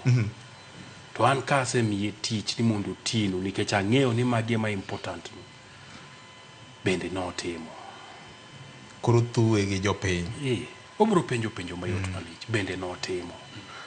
Bech kahawa chalo nade. Bende noyudo ndalo mokaore nyaka Colombia, aore Mexico, aore sijui kanye no dhi omanyi no chiro. Bende uso gigi e chiro no. Ting'eno ng'e penjo malich. To na wacho ne wach chai. Bonus bende no medore. To wach chak. Kakoro macha no ko ni jo Brookside. Emane nyanya sauka. To koro weg Brookside ema koro siepene. Bende obro konyo uwe weche mag chak gi. So William need to go mind games. Mana kaka nwa wacho ni kane uchopo ni koro nyaka los broad based. To bet piny mong'eyo to ko ni jo ODM gi. Gise wacha ahinya ni okariemb uchumi mar Kenya maber. Uchumi mar Kenya ni iloso gi kanye. Ministry ariyo. Treasury to gi energy. Temo ko ni miyaji manyalo kete treasury to gi energy. Makaponi okethore mbele ka to koni donge na miyo u treasury ni mondo los. Bende no loso. Teko ma sitima kani malo beche ni malo to gimora amora kethore piny ka. Na miyo uno losi bende no loso. So oketi kamoro makaja piny adiera ochak penji to japiny bende ng'iyo to koni ng'ani. Wacho ni William nigi were. Ma obiro mo pangi miweno wacho ni adiera kato konyi. To chien kacha kiduoge ng'eyo tiyudo kaka ruthui. Makoro kaka iwuoge tolo nyaka idogo mna ire. Mi kode de to gicha okapar kaka ne wapare cha odhi timore. So mane kit lweny ma William dhigo gi Rigathi Mount Kenya. Udhi penjo gi ni to kong'o pod nego yawuoyi ka. To gibo koni mano to pod timore. To koni to kara notimang'o. Nikech an namiye tich. Nikech lemo mar jalup jatend piny iwacho ni tich mibro tiyo bro bedo delegated by the president. To koro president osemiye tije. To koni kar mondo ti to koro rakore koda omanyo kanisa ochunge wi mitokri otimang'o o campaign. Mane momiyo an natimang'owa na bolo rakode mayom. Victor, sirikal wang'e tek. To sirikal bende oklo. Ntiere bwana moro nyocha no iwacho no ringo a jela. Mane iwacho ni nonego ji kware ka. Jumaisi. Ise penjori ni Jumaisi ni kanyi. Iri ng'at moselale jela modhi makata kama entiyo koluwe. Okta jela, police cell. Police cell, to sama wawuwe. To police cell kama olale no, en police cell muriti. Muriti. Enarobi ka. Ene muriti moloyo mora mora. Odhi koso okodhi. Penji, odhi koso okodhi. Victor. Macha ng'at ma kama police station nitiere bende jombetre mang'eny odakie. Odhi koso okodhi. Odhi. Wach kware chorumo koso korumo. Osim. Dongo sim. Koro ngero moro nagoni ka juma mokalo. Taparo ni jo radio nosewuok. To chal ni wiyo wil godo e wi penjo mineno chak duogo ni. To nekech ochuno wa emo mi penje. Na nyisi Victor, no jay ne onge. We anyisi jay gima na wacho ne Victor. Ni kineno in gi minot nikech wan gi nyithindo waduto. To minodi nyisi ni nyathini ni oneno ka nitie nyathi moro tiwinjo kokoni ni nyathini wuono anyago nyathini chal kodi gi katoke. Toke chalo kodi manade nyathini chal kodi ka osigo mana nyathini chal penje ni to wang'e to chal gi ng'a nikech inokine toki.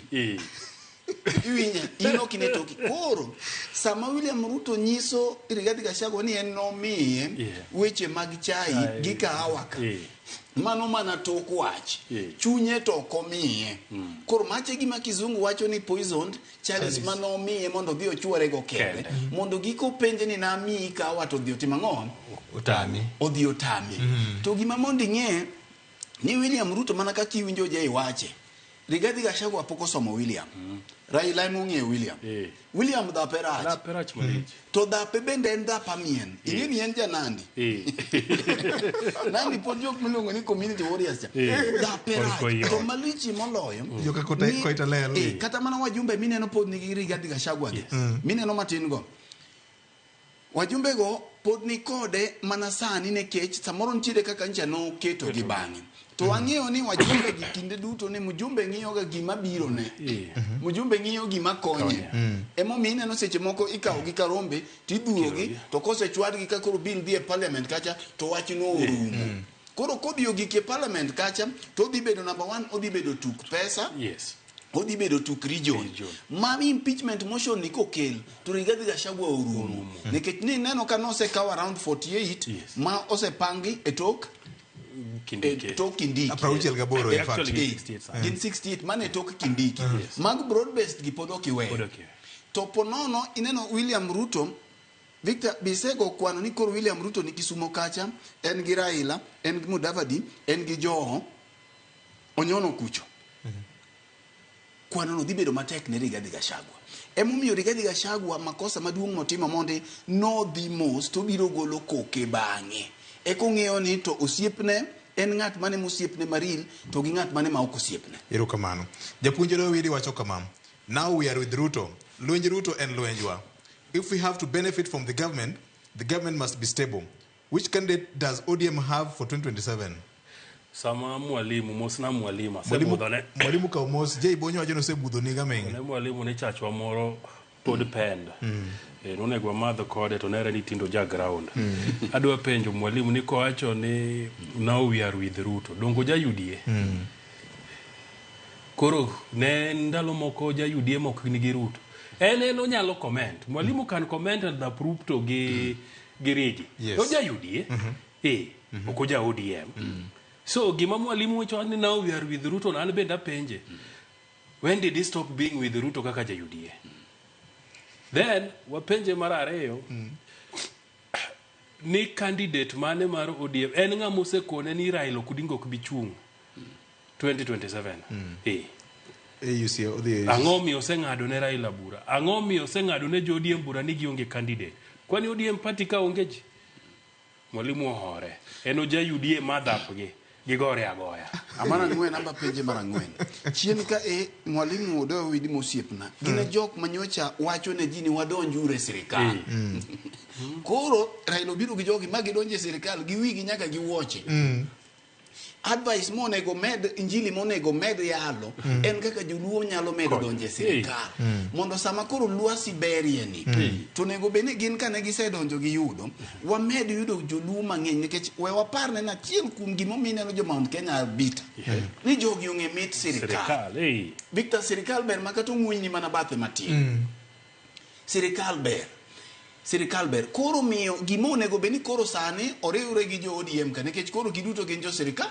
mondo wang'ini to ere kaka wanyalo tiyo gi thuolo nikech Victor ing'ini chien ka kata ndalo sama uni opposition wacha nyingi ni an ogweno no kende kati dhi manyo mana tenda moro kamora mora mikale ini nenu ka jo wasik sirikal to onge bede sirikal ni okochuno jok moko matin kodonjo to gi assume ni jite oseyuto ere kaka wanyalo ng'iyo ni jowa manyalo donjo obedo obila obed kuonde man sani no ka county commissioners gi mang'eny assistant county commissioners rang'iny nyocho landi magi mbaka makoro nego beni wagoyo ne jopiny mondo siasa mar UDA gi mar ODM cha onge kama biro konyo japiny 2027 ng'at mancha ni UDA ni mana kanyo to kose yudo mare to tieko ng'ama ni ODM bende assume ni kanyo gisedonje sirikal ni koro jite odonjo wan gi jowa mathoth kaluo ma pod dwaro tije wan gi jowa ma jolony ere kaka ginyalo riwo synergy mondo mi wang'ini oganda wa mathoth odonje sirikal manyocha ni wacho ni jowa odonje erokamano ang'ene mbaka mabere pod bro loko kite nikech japuonj wacho ni wawuoyo kaka joluo Rigathi bende wuoyo kaka mtu wa Murema mano wach ma bende wabro mana yiengo kanya kwa Mungu jongo ane kaka ja UDA when was he not with the Ruto masani ko wacho no ni wabedi gi Ruto ni kaka Uganda luo party wa maduong' moloyo en luo wan bere chakre sane wan watu waziwa kone mwalimu ne nyaka wamanye erokamano obire bujodongo koso buch jopiny. Buch piny. Wabro kete bu jopiny.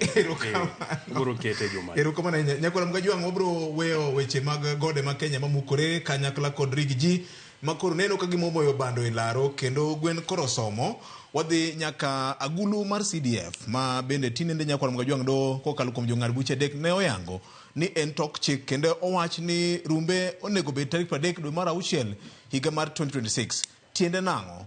Wach ma tinende okelo paro mopogore opogore kuom jopiny kaachiel kuom jood bura ma bende tiyo. Ung'eyo ni katiba mar piny Kenya mane jo Kenya nopuodho miyo jaod bura tije adek kende: legislation, representation kod oversight. Maneno ka gima wach mar bedo ni obedo patron mar agulu moro en gima onge, mak manitie chike moko mane jood bura noloso ma bende miyo gi thuolo gi duol mar bedo kaka jokanyo e agulu mar NGCDF niendi. Dibeni ma endi en ring'o ma do ogolo e dho jood bura. Winje ne kaka mokum jo telo ma pacho ka nyoloso kocha kod governor ma Homa Bay County Gladys Wanga ma bende nyocho loso e wach ni Nyakwar Mgajwang' winje nena.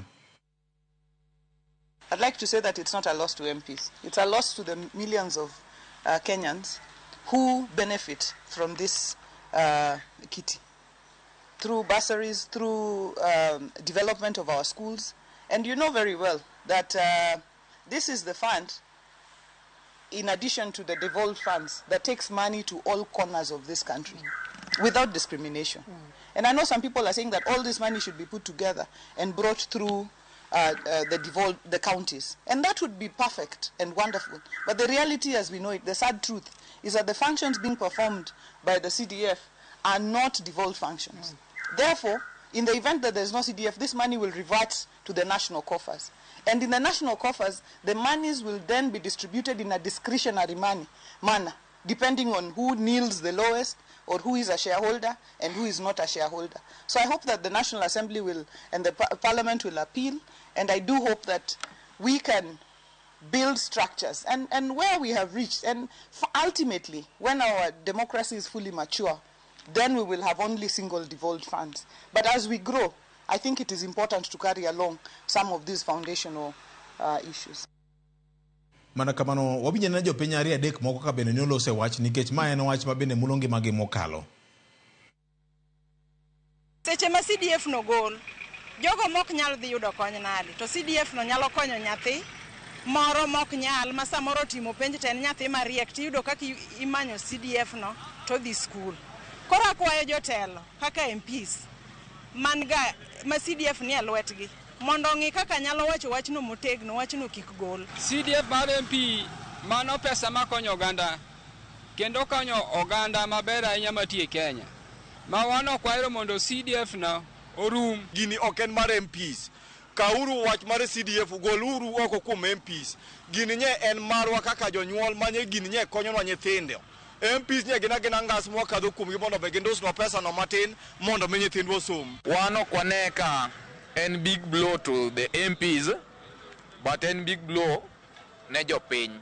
Osebedo kokonyo ji, nyithindo maonge nyalo, omiyo koro dewaher sirikal gi MPs gi gibed piny mondo ging'i kaka inyalo chiw CDF ni yo maratiro, nikech yo mosebed kichiwe ema pani nyakelo gigi be mondo mi jogi gole 2026. But ok en gima ber nikech piny ni sani maisha tek, ji te ok nyal chulo school fees. Ntie jok mok nyal kabisa to nigi rieko. Koro jogi obotimo nade? Wach nitie ka Fred gi Senior J Bonyo. 2.5% mar choko mtema serikal ema dhi nega agulu mar serikal ma CDF ni kaloro koda chik. Jaod bura bedo kaka patron kata mana ogaye kata kamano lwete bedo maonge e agulu ni. Kaka chik dwaro, kaka chik wacho Senior. Fred wachakodi.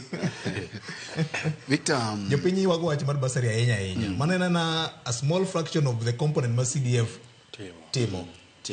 Adiero mantie ni CDF timo tich maber. CDF king'iyo higni 20 mokalo onge gweng kata constituency minyalo kale mok inyalo yudo tich motim gi CDF. Ibiro yudo kantiere school, ibiro yudo kantiere nyithindo modhi school, ibiro yudo kantiere kata mana chomo gere chiro, ibiro yudo gik mang'eny minyalo chwoe lweti ni ma CDF otim. Koro aparo ni nitiere achiel kuom jawinjo jal mowuoyo kanchiel kuom jopiny mowacho wach mawinjore ni gini goluru e lwet mujumbe.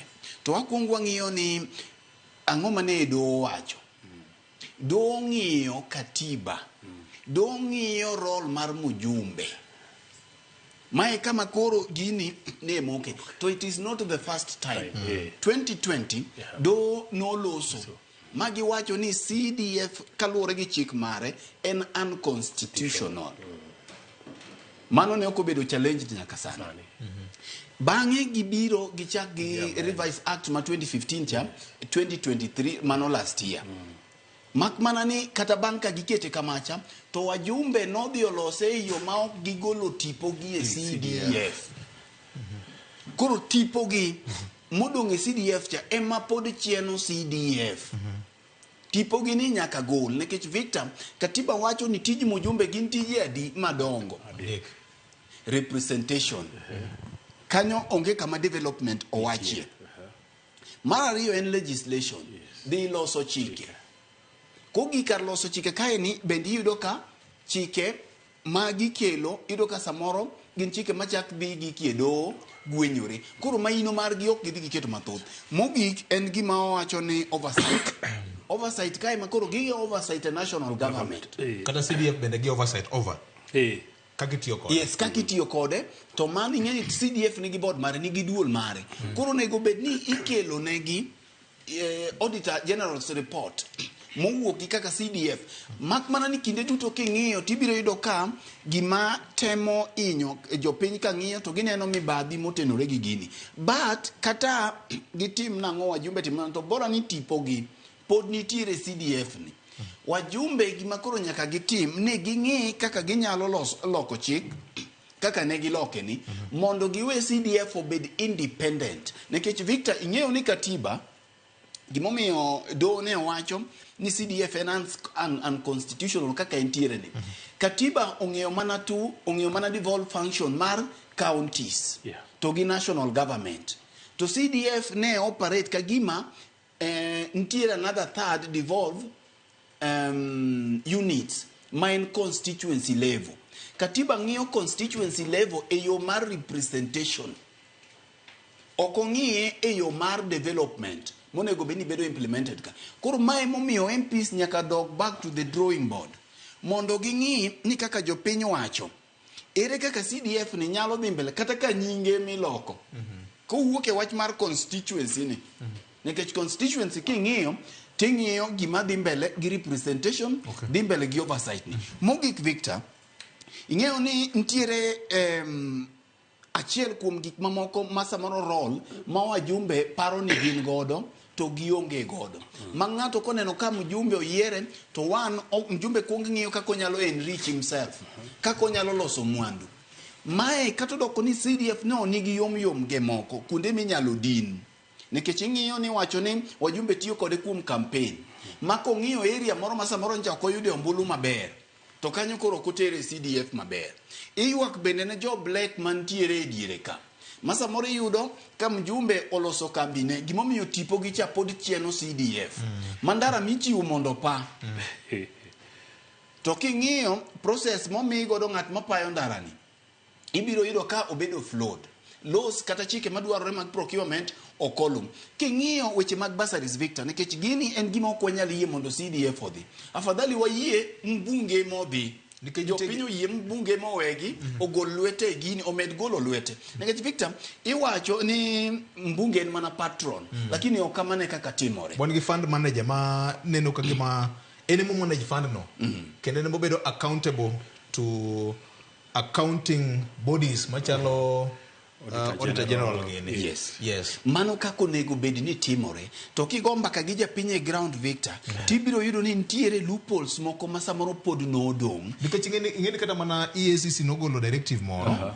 Ni kata mana nying mjumbe kono go beni feature a project moro mutim gi NCDS. Yes. To magi pod gi float gi kawene senior mondo ombok wiye.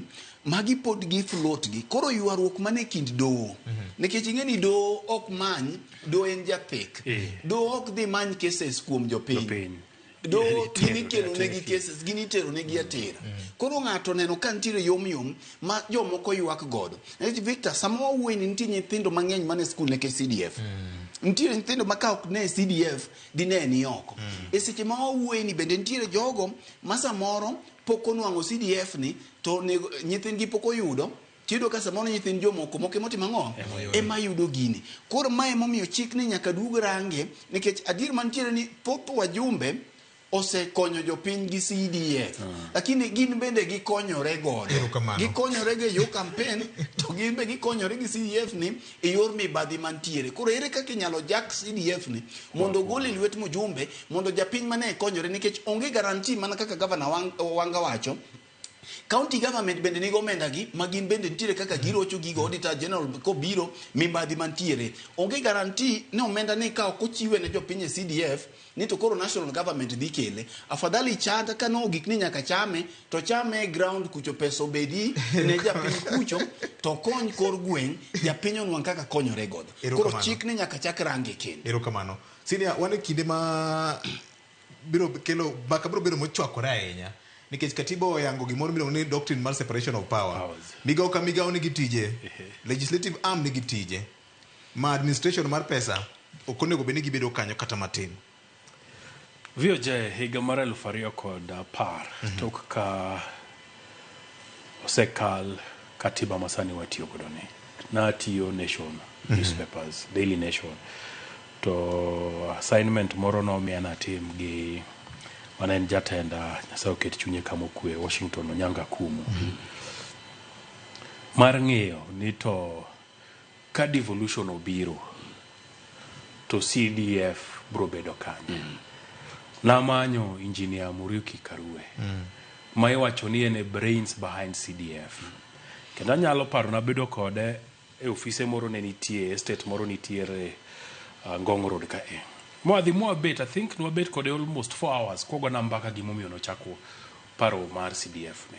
Kano pimo kaka kano yiere MP to wuothe constituency ne tek. Nikech ndalocha ne jatend piny ema ne ng'iyo ni to nugona kura machalo nade tudo maendeleo. DDC ni District Focus for Rural Development. Exactly. Kore momiyo no wuok ni ka onyalo bedo gi fund moro mimiyo MP mar konyo oganda. To gima no wacho na ndalo no kanyalo paro en ni kapo ni devolution nyalo tiyo ma jomi iboro yier governors 2013 nyalo tiyo maber gi pesa momegi mar kelo maendeleo ne japiny then onge tiende bedo ang'owa CDF nikech CDF no chalo ka gima koro devolution ena ni no kaw CDF to koro mede to tere county mondo jopiny otim ang'owa koro yudo maendeleo machiegni. Ka 2013 oronjo, ma wan gi devolution to wan gi CDF. CDF obeda political tool. Manga moyiere MP, pesa ma CDF ni motiyo godo chapo governor. Mabende makodhoga ka Gladys Wanga wacho ni CDF no ber. To kia ni jok ma dwa chako chape sani gino wajumbe matiyo gi CDF. Makono otame timo, antatimo ang'o atimonu. Tanto ka yudo bilion kaela moyudo. Ineno. So CDF wabunge osetiyo godo mar goyo siasa mana dira makende. VOJ onge ng'ama powerful e constituency kaka PA mar MP. Onge ng'ama powerful e constituency kaka PA mar MP. Ing'e nango? Nikech ene mo amua. Ene miore nikech MP broko ni ana patron. But en patron toro PA mare.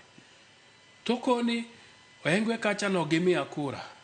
So kata basari michione en mana ni koro nyaka migi nikech bok bebe no maber kok giyudo manyen wa nyithindo ariyo kende emwamiyo. Kidwa go renovation e school to koni sikundni okahero gi ahinya. Watimne gi renovation achiel manyen contract emotima ng'otimo. So CDF en a political tool ma MPs tiyo godo mar go siasa berore na jopiny nikech ka tij MP kenda thauga gi ji mang'eny e WhatsApp group moro ka kone gi ni tij MP onge development so kikupenj MP nudwaro maendeleo maendeleo ok tije maendeleo en tij governor to gi national government so MP kono dhi olos chike maber kono dhi openj penjo matek to kone ni dwachu kaka jo constituency moyiere otere od bura kuchamo winji mane tij MP to kudwa penje ndara kudwa penje si jo hospital onge mago ok tije maendeleo ok tije Emomiyo anto a support ka High Court owacho ni CDF en unconstitutional. Nikech osebedo tulu mar siasa ma MPs tiyo godo, nikech obro biro kuchako campaign to penjo ni donge na timo. Iwinjo kata moko kaka ni kana an MP nagero klese, kana an MP nagero ndara. Mano ok tije MP. So CDF okawe odonge national government to then MPs gi nyalo gadhi obeti agulu moro to MPs gi nyalo gadhi to koni abet piny gi jo constituency na to gikona ni mae gima diber ka sirikal maduong' timo negi tigolo pesa no kanyo to dhi timo but kapod entie igeni kiseringe adwa wacho wach moro kiseringe tok bas mag sikunde gi tineno ka bas mar sikul to ndikni under patronage Victor Otieno Makajuma MP rangu 2024 you see to mage gik ma iwacho ni gini oken pes MP kata ko pandara moro ka moro to ket billboard maduong' gi pichane gini oken pes MP je kamikete no imiyo iparo na gimoro ni manager mar CDF ni ere kako beti office donge en employee mar national government kendo by profession nyako bed gi accounting background advertisement mare itimo kanye competitive recruitment mare itimo kanye bise penjori ma board mar CDF ni advertisement mane itimo kosibiro yudo ka ng'at manyocha ringo gi mujumbe kinde campaign cha koro chopo samori wade koro wade ema koro timo ni gima koro timore koro project makama kai kama mibadhi ntimai gima kot neno to watemo soko gigi mondo mi wakonygi nekech onego bed ni kare mana kaka wabedo gi ward admin a county government a ward admin a competitive recruitment pesa ni kose bire constituency ka koro board ni obed recruited e yo ma mjumbe onge gi lwedo erokamano ingene Isaac Lenaola kanen kaka mega e wacha chile ma CDF ni kana transition to the new constitution ma 2010 nongiso jogi e act machon mane Fred wacha ni dhi uru los chik manyala line chik no gi beda gulu ni endi mane gitimo los nyingini national government CDF ema koro tiwa gi esani to jod bura goge maloso chik nikech dwach gi nikech VOJ samionge CDF do kaka MP to lweti ni nono nyechi neno payslip masalasia dwe korumo to dok dala gi pesa di sling 2,000 doringi godo gi mtoka mar 11 million moringo godo sanicha gigero ude mogero ne wete ne adek dichiel to gero ne min gi wuon ot dichiel to nini to timo gik motimo go ka CDF onge nikech sama contractor dwari innovate school ten CDF manager to gi PA mar mujumbe koro pesa ni kaka governor ma county mama be Jakom ODM wacho ni kodwoke sirikal mamalo to guarantee ni pesa ni bro ke equitably obende onge koro garantino wuoke chik ma wajumbe gi loso ka gihero jopiny kaka giwacho ni gihero ma CDF ni kogol to jopiny bro hinyore to gilos chike mane tijgi chik ma guarantee ni pesa ni bro timo gigi but under the control of national government koro kuom ranyisi Ministry mar Education Jogo House kanyo gin ga gulu moro ma ioro pesa mar school infrastructure koro pesa ma CDF bathe ter kundego kunde moko terne national police terne Ministry mar Interior maloso police station gi office mag chief koro mano kende yot malich nikech VOJ an poda wacho MP monge constituency mare emomiyo olos chik makoni mondo pesa ni obed administered nyaka wayude minutes ma jogweng' no bet moko ni wan wadwano gernwa dispensary kata wan wadwano gen office chief to gimomi wadwano gen office chief kama mondo wayud services mag sirikal to nitiere channel ni winjo ka court wacho ni nitiere a problem with the structure ni sani en ni ka MP o decide no renovate school to mane mitimo samoro school no kodwa renovation jopiny poko penji mondo giwach ni samoro jopiny to ne dwaro choi chiro koro gima court temo wacho ka Victor court oko wacho ni dhi mar omenda e ground right court wacho ni pesa odhi adhiya lakini mujumbe ogol tipone ogol ume owuogie gini in fact kama ujumbe owuokie gini to gini bet nekech court ne ng'iyo the role of a member of parliament tije nango dongruok tije okendongruok oversight and representation urumo giganyo how do you oversight of a fund ma you are there as a patron exactly yes ma you are there as a patron to in gi jogi mikete ma decide on that fund yes to ma kata mana oboke madine office mar gine mar auditor general nyaka bed maler nyaka musho moja moro nyaka nenie to mae momiyo Victor kinde duto ka auditor general kelo report tibiro yudo kichiwo ranking tiyudo kantiere wajumbe machamo te onge gima gitemo emomiyo yudo kantiere namba 1 intiere kuonde ma kidhiye Victor tibiro yudo kantiere tije mang'eny mosebiro to penji ni mjumbe wani en tang'o manotime wanto ng'ama noirowa koro court dwaro situation ma gigi te level maka development ntiere Kasipul Kabondo to kaka development no timore kako timore Bondo bende kako timore Kisumu Central maonge mibadhi tiende ni samo golie gini sama ogol lwet mujumbe gini to court neno ni mujumbe o concentrate ng'iyo sani ni to budget ma 2024 2020 2025 2026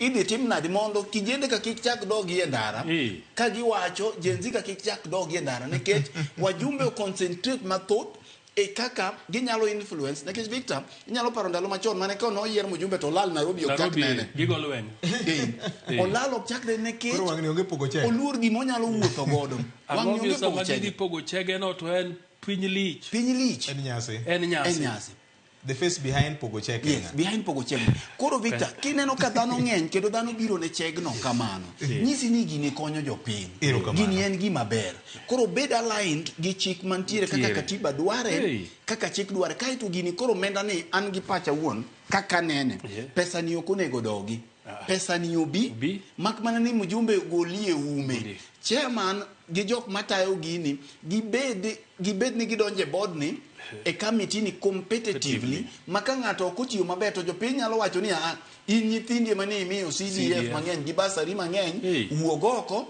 ok wadwari kae ting'ene sani kata kichando jopiny kaka nineno Samuel Arama nyalo paro moro mjumbe moro manakuru mani neno ka riemba jopiny kagima pesa kumitere onge nekech ene wuon gino erokamano nitie wach moro mane dwa temo mede wiye kanyo kapok otieko adwa penje ni VOJ ka sani koro warama ni VOJ ni romo gi rongo gi rangwe wadwa dhi chungi inge gimi dhi go igo ni en osetima to MP ni to dhi kwano gik mosetimo gi CDF mangiso ni gini kokete lwet sirikal mamalo to ketne structures maber to onge kuma ng'ami dwa dhi piem godo ni biro to kone ni an na agero klese an na agero chiro nikech mano ok pesa ne onge suche gi nyinge modhi dhianje bas sikul ni donated by Fredo Gweno MP Kabondo Kasipul financially ang'ango mondik bas mang'eny kar mondo ndik bas nying sikul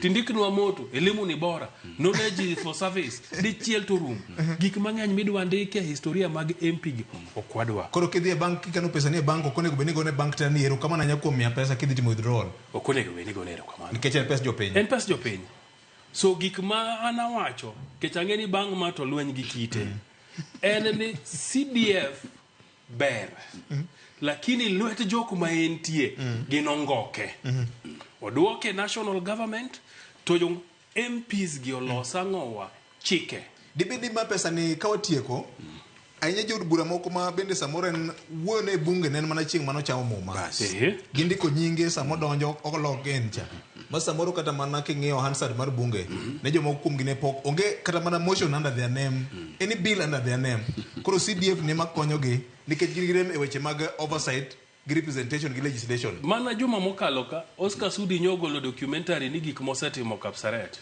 gi CDF te bunge ka Hansard wacho nango okodhiga wach mogik Fred poka winje kata Victor ichigo wach moro kanyo nikech gini dhi miyo wajumbe wachako paro chako think outside the bucket mjumbe ka en mar samine no weni wasewuoyo weche mag Goldi mjumbe dhi ng'iyo ntere kako nyalo kelo chike mamulo jonyatike kama Gold ae ma jok ma oketo makunyo mula kucho ok nyanyasa gi koro chieng ka yiero chopo to wacho ni an nyatike ka enyucha jogi ne nyanyasawa sani wang'iyo kaka waloso chike ka en kabondo kamara buona ai to kelo chike manyalo ng'ien to rabuon ni kokele gi ka ere kaka jopur jok makawo rabuon gi nengo magikawo ere kaka jopur gi jogi ok nyanyasa to ka en mar nekech court kata doho dwaro ni wajumbe odoge to their primary roles. Ma katiba omiyo gi nikech ng'eni katiba 2010 ni kapod ok nokele ne nitiere very lengthy public participation gi processes manomiyo wacho ni mjumbe nyaka stick gi weche adek sani onego bed ni gin ging'iyo to ka Rigathi Gachagua impeachment motion mare obiro ere kaka gidhi ng'iyo gik motimo marach gi mabeyo kaka itimo nade kaka igole koro CDF mane wachna matieko CDF en gima ber gimosekonyo jopiny wajumbe ong'i mana kaka gigolo kokgi giumgi gitipo mondo kik giwit biero gi nyathi. Erokamano. Senior, wach mani mogik. Kapok awacho wach mani mogik, ka watieko e wach CDF, adwa kwayo jopiny. Nigi dhi ng'iye gima Ole Dama Lekina timo Narok sani. Onge CDF, onge pesa moro amora mar sirikal. But utiyo ne jopiny. Ko biro Nairobi ka to legislate, to represent, to oversight.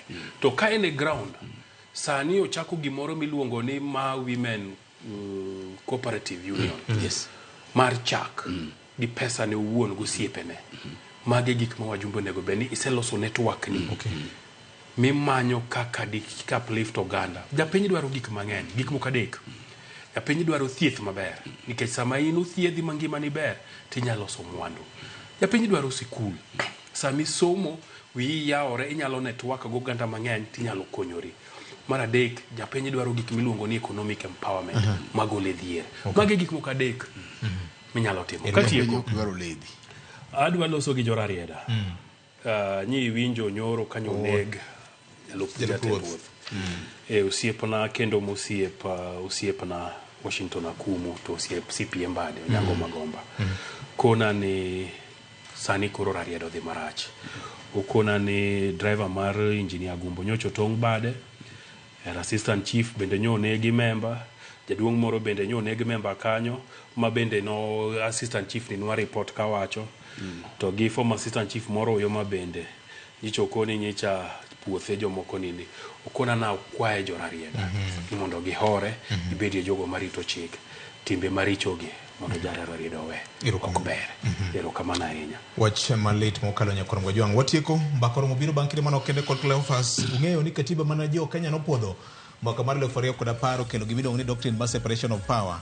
Executive nigi tije, judiciary nigi tije, bunge moting'o member of National Assembly kod senator kod woman rep jogo te nigi tijgi adek machik oyango. To kata kamano katiba achiel mane jo Kenya nopodho wacho ni parliament shall meaning must en gimochono oriti makawuono oseyadho sama mbakoro Nyakorongo Jwang kata kamano kete mana ka Nyasach kwe obed kodi nyaka chieng' machielo kete mana Ramogi FM gi Ramogi TV. Kaka wanene wuok tich ka wuok tich chakre saa 2 okinyi kik bai.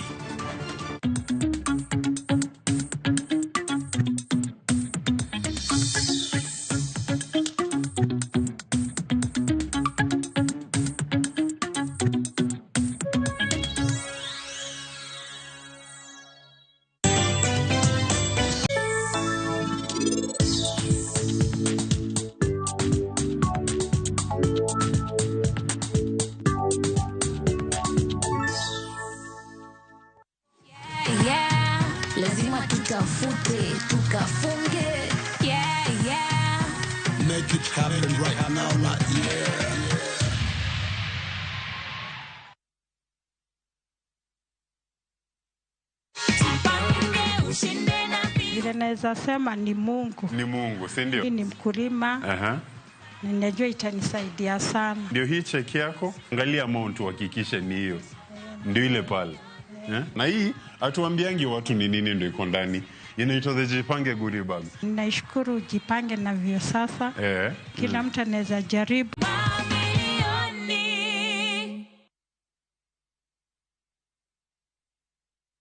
Female genital fistula FGF en tuo ma ikelo kod muoch ma oremo kuom kinde malach ahinya to kokawo okang' mapiyo mar manyo thieth ma inyalo kelo mol mar oko matin gi maduong' ma ok chung'. Kik ibed gi luoro. Fistula inyalo geng' kendo nyalo thiedhore. Royal Media Services, Migao mar thieth e kaunti ma Migori, M-Pesa Foundation, kaachiel kod Flying Doctors Society of Africa, sani kwayo mine ma odak kod tuo mar fistula mondo wuog oko ne thieth manono mar fistula mabiro timore tarik 20 dwe mar 9 higani mar 2024 nyaka tarik 2 dwe mar 10 higa mar 2024 e Migori County Referral Hospital. Monige mathoth ywa tole namba 0727 337 337 kata 0735 kanyakla waduokuru nyadhi gi geno ne mine ma odak kod fistula.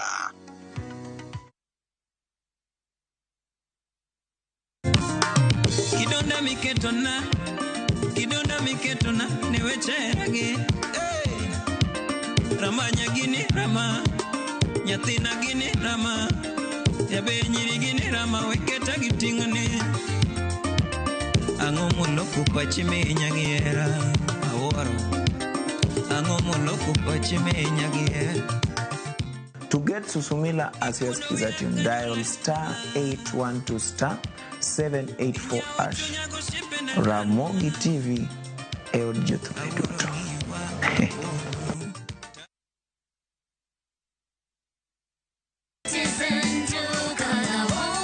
Kabla ya kupaka nyumba rangi, lazima ufanye preparations. Ndio maana Citizen Duka na Mudhukinjo Paints wanakuletea package ya ofa za ajabu kwa materials za mjengo. Unapata filler za JK 25 kgs 5 pieces, Duracoat Superfast 20 liters mkebe moja, scraper ya 4 inch piece moja na karatasi ya mchanga ya 10 feet P120. Zote hizi kwa bei special ya 9,500 on Citizen Duka. Na just imagine, una save 1,300. Hii ni deal moto na haita last. Piga *487*5# saa hii. Lipa na utapokea SMS ya confirmation. Alafu uende kwa counter ya Citizen Duka kwenye duka ya Mudhukinjo kuchukua material zako. Unangoja nini? Save chapa kwa mjengo yako na Citizen Duka. Citizen Duka, the home of discounts. Citizen Duka, the home of discounts.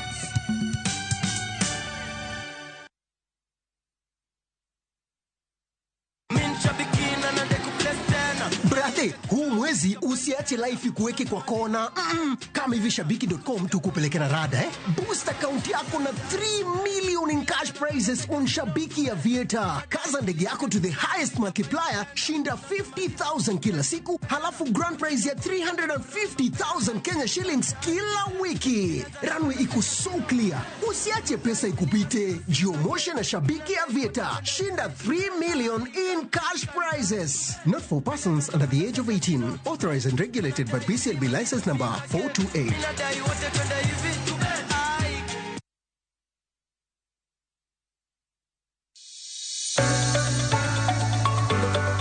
E piny kae, tije magandika medo bedo manok kendo e okang' mamalo.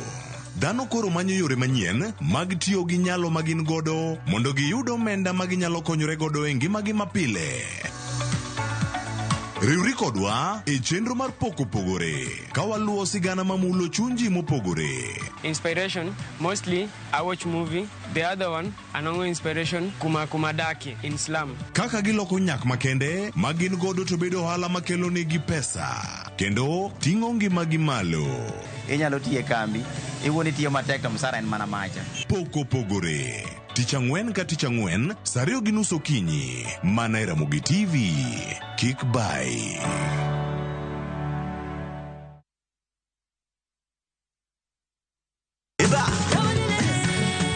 Be ikori mar chako wuoth e piny mar thum?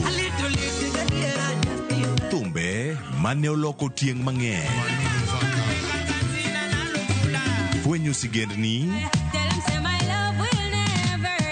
wende mag piny koda sigendni mayudore wendego. Okay. Ngoma wake en kama gik mane otimore chon koda matimore sani chopo e winjruok maber chuth. Ngoma Owake wuok tich nyaka tich abich saa 10 odhiambo. Kik bai.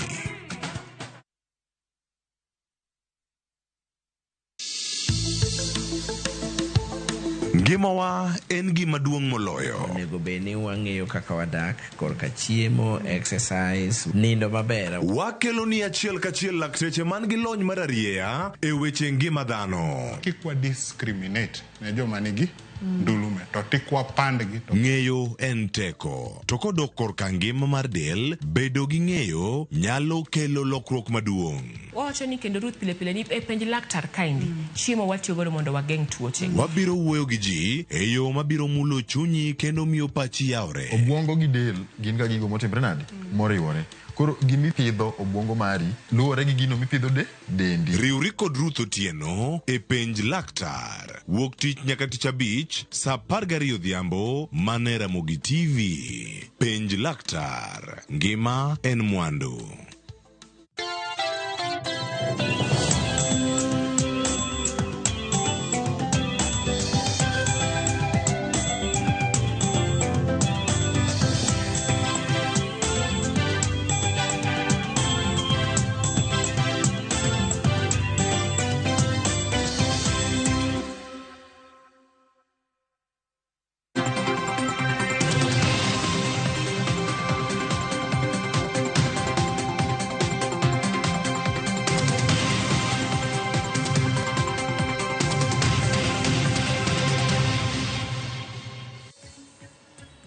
Nyakoro moke juang machiegni kendo ka dakika osekala 18 tok saa 4 mar okinyi ma kawuono. Chieng' mar mbaka oromo chako sani.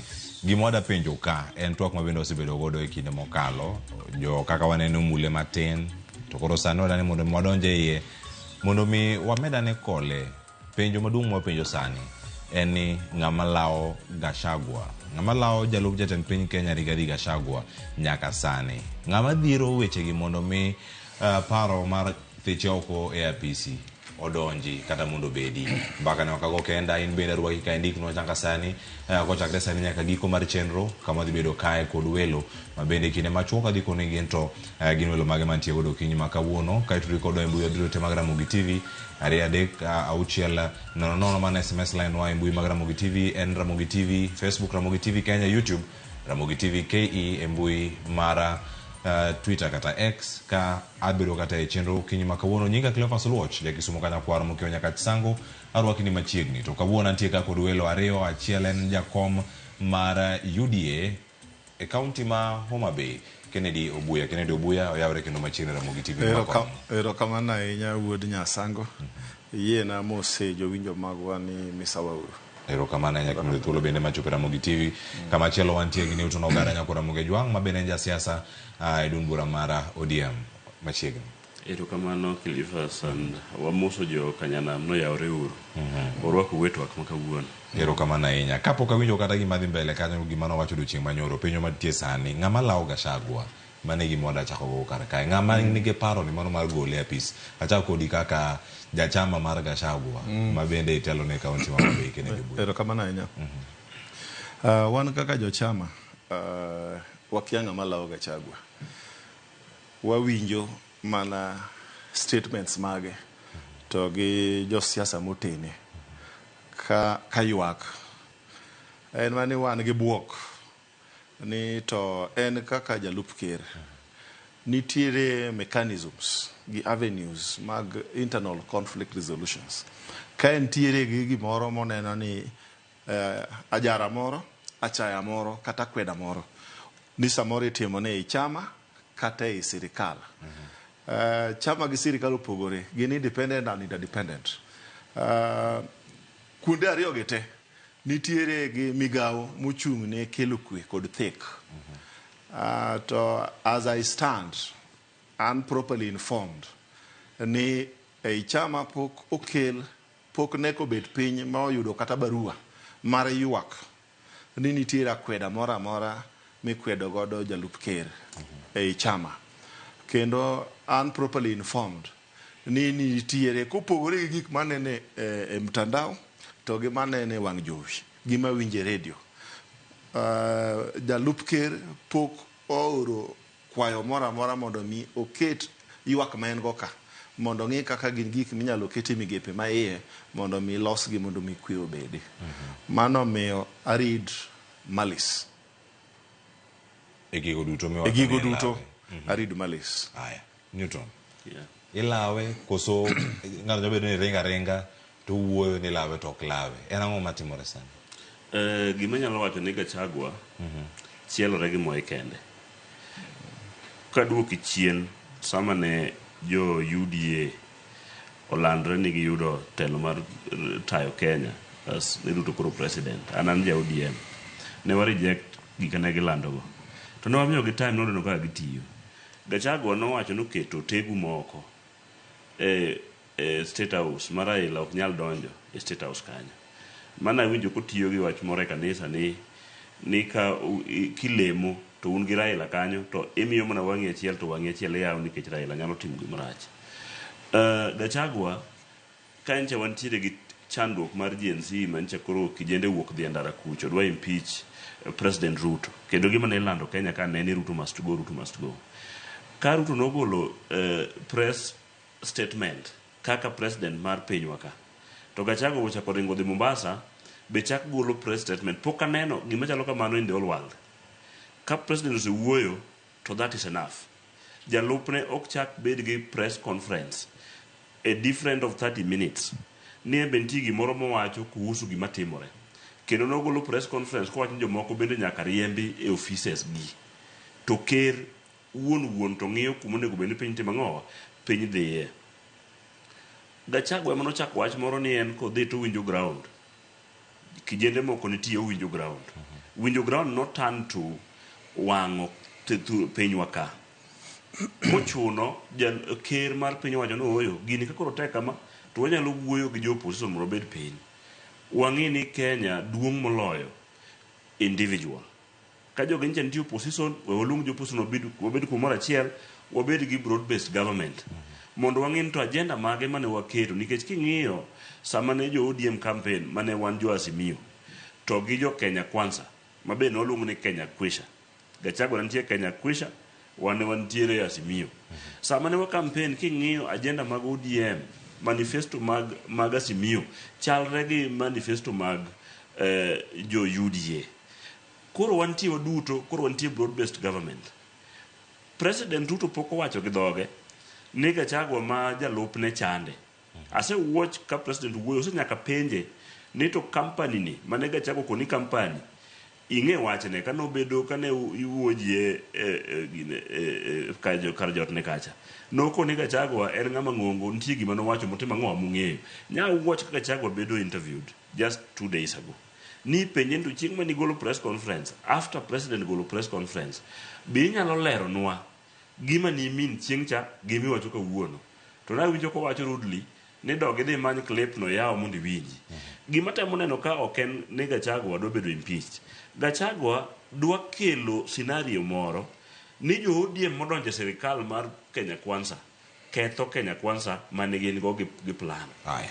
Wawinja ne kar kae. Pok wawinjo ka jalup jatend piny Kenya wuok apiaya moloso. To jogo moluore maigi mane giwacho odiochieng' manyoro nyakwara mogo jong kwanyalo mana winje mana matin mondo mi wawinja mago jok ma oluoro jalup jatend piny Kenya Rigathi Gachagua kotenore koda wechego mano kantiere Malala nitiere kanyo Gathoni wa Mushomba kachiel koda ka jotelo mamoko kama gintiere ka wawinja ne ka to bang'o dhi nyime kotwak. I am not qualified to advise you, Mr. President. Lakini nisikize tu. You have a choice. Kwamba hawa watu ambao unataka kutumia kutoa naibu wako wa rais ambaye alisimama na wewe. Unaweza kuwa unadhania you are impeaching Rigathi Gachagua. Kumbe umeanza safari yako ya kujitoa kwa kiti wewe mwenyewe. We hate betrayal. Na ile maneno inapangwa sababu tumesikia hiyo impeachment inapangwa saa hii. Na wale ambao wanatumika kusaini na kuleta kule bunge ni wale tu walitudhulumu wakatutukana. Wakileta motion bunge ya kumuondoa naibu wa rais tunafaa hiyo motion county by county, raia wakiitwa kwa mkutano waseme wanataka hivyo ama hawataki. Nyakora Mugejwang, iwinjo mano kendo wenda bende owinjo gi kachiel. Kennedy Obuya, acha kodi. Cleophas Malala en jagoro maduong' machon, mano mara duond bura manitiere mar UDA. Yes. Kendo Wamushomba en jaod bura mantie kanyo e duond bura mar UDA, kendo jaod bura mag Githunguri. Weche magi wacho gin weche moko ma inyalo kawo malight. Tiwinjo kanyo kiwacho ni ero jatend piny Kenya giwuok oko mar sieme to pok owuok ayanga ni en ng'ama dhiro jok mage kata jok mage. Statements abila gi kiyudo dibed ni o confirm ni adieri paro ni wuok e UDA ma achiel intiere ni to dibed ni jomoko ema kia ni weche gi dimbe nikech Wamuchomba wacho kata jok mago signature gi gin jok ma nodhulumu gi gin jok mage. Ngene gimo en Joyce ni and the freedom mar multi-party democracy and adwa go erokamano kaka ja UDA ne party leader mara ni okogag freedom of expression ne ng'ato ka ng'ato ma ja chama mara UDA nyalo wacho pache moko luonge mobedo fined ni no wacho pache gima adifago gi jogi strongly. One, nachako question kaka ja UDA intentions mag deputy president Marwa. Sama no chako one man one shilling vote. Kae emana ng'iyo ma neno kit wuoro moro ma ok consider challenges more spread across Kenya as a nation. To kang'iyo body language mar jotelo ariyo mowuoyo Malala kod Gathoni Wamuchomba. To gi former women rep moro be aneno lelo wuoyo ka. Aneno ka jogi keto deputy party leader Marwa on gimiwacho ni self destruction mode. Ng'ano ka obunde ochieko e chonge to mako triga ogoyo. Osegoyo mokwongo miss kendo chako manyo chonge kendo odwa go kende. Ang'o miya wacho kama? Nitiere autonomy and independence of all arms of government. Gachagua is a member of the executive. To kiyudo yuarruok moyuarego gi ochalo ng'ama gag freedom mad leadership mad the legislature.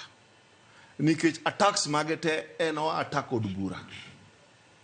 To samo attack od bura ni minyiso ni ok oluoro independence gi chike marito od bura. Nikech ang'o? Achiel kuom tije jo od bura en oversight. E oversight ka chiko yiene od bura mar discuss conduct mar jatich sirikal mora mora. Achiel kuom gi en president gi jalupne. Kaponi giyudo ni jotelo ariyo gi jatelo mora mora obedi Rigathi Gachagua obedi Dr. William Ruto ni giyudo ni jogi o violate katiba mar Kenya. Chiko yienegi mar discuss to impeach the deputy president. The deputy president onego respect the autonomy and independence of the legislature. En kaka jasiasa gimo nyalo timo kuombe mondo insight kendo evoke mo with emotions mag oganda moaye mama sawa. Onego beno manyo wabunge oricha oto wabunge musiepege machalo mawuoyo magokoko ka.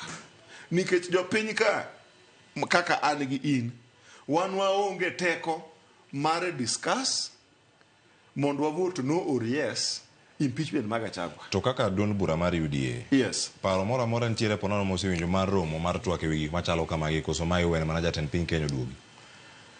Party leader marwa is on record kamora mora pok owuoyo ni mondo mi otimane nade Gachagua obed impeached. Wan gigi wawinje e mbui to wanene wang jowi ka Gachagua himself gi jomo luore nikech sama awuotho kodi ti iwacho ka chunka to nitie gimilo ni right of reply to kaduok kawacho ni oyo kanye kiere an ngama do impeach awanga miso ni confirm magi gin attack dogs magi so one kaka jo UDA as a party impeachment maka Gachagua wakia haya make kanyo Newton kani loso mokuongo ni wacho kanyo ni kai iloso kata kinu siep ng'ato tiloso to inyalo wach ni ng'ane ma pache ogol gi Newton ikini mo walose ni iwinjo jok moloso ka gintiere romo mane Gachagua bende ntiere mano moting'o jagoro machon mar UDA Cleophas Malala ne kan jaod bura mag Githunguri wa Mushomba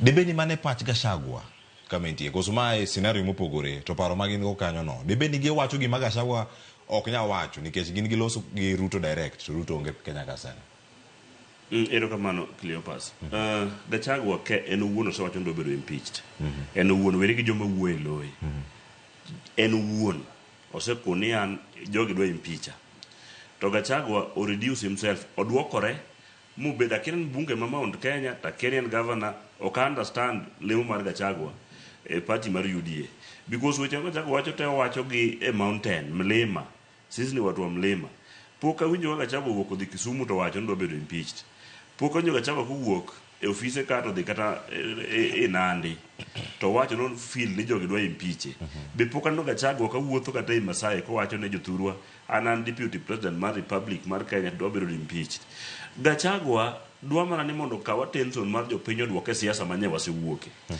gik ma Gachagua wacho gik ma Gachagua timo duoka e paro moro ni Gachagua ne achiel kuom jok ma samoro ne fund Gen Z ma fake ne wan gi Gen Z ma fake gi Gen Z original nikech kane wang'iyo sama koro ne broad based government chako tich ma koro babu bile sirikal onge ng'anyo mosechako bet in this country to seche mane gino timore nchino joma nchuduoga chien gi gik mane giwacho gima nyalo kono Gachagua ni ka en jalup president to kini kuol okirom kode teko mare en president moyier ino yieri e Uganda mang'eny mondo ikonye tich nikech president ema appoint jalupne kato igone go ombulu wanga diwa wanga chiel kiwinjo speech mag Gachagua to kon noyiera kaka noyieri Ruto president ne nigi thuolo mar yiero ng'ata ng'ata kata mana jakom ni ne nyalo wacho jakom in kawuono koro bi bed deputy na to nikech ne en ge uma nikech no se campaign moromo mane nyalo miye ata malo mane dwaro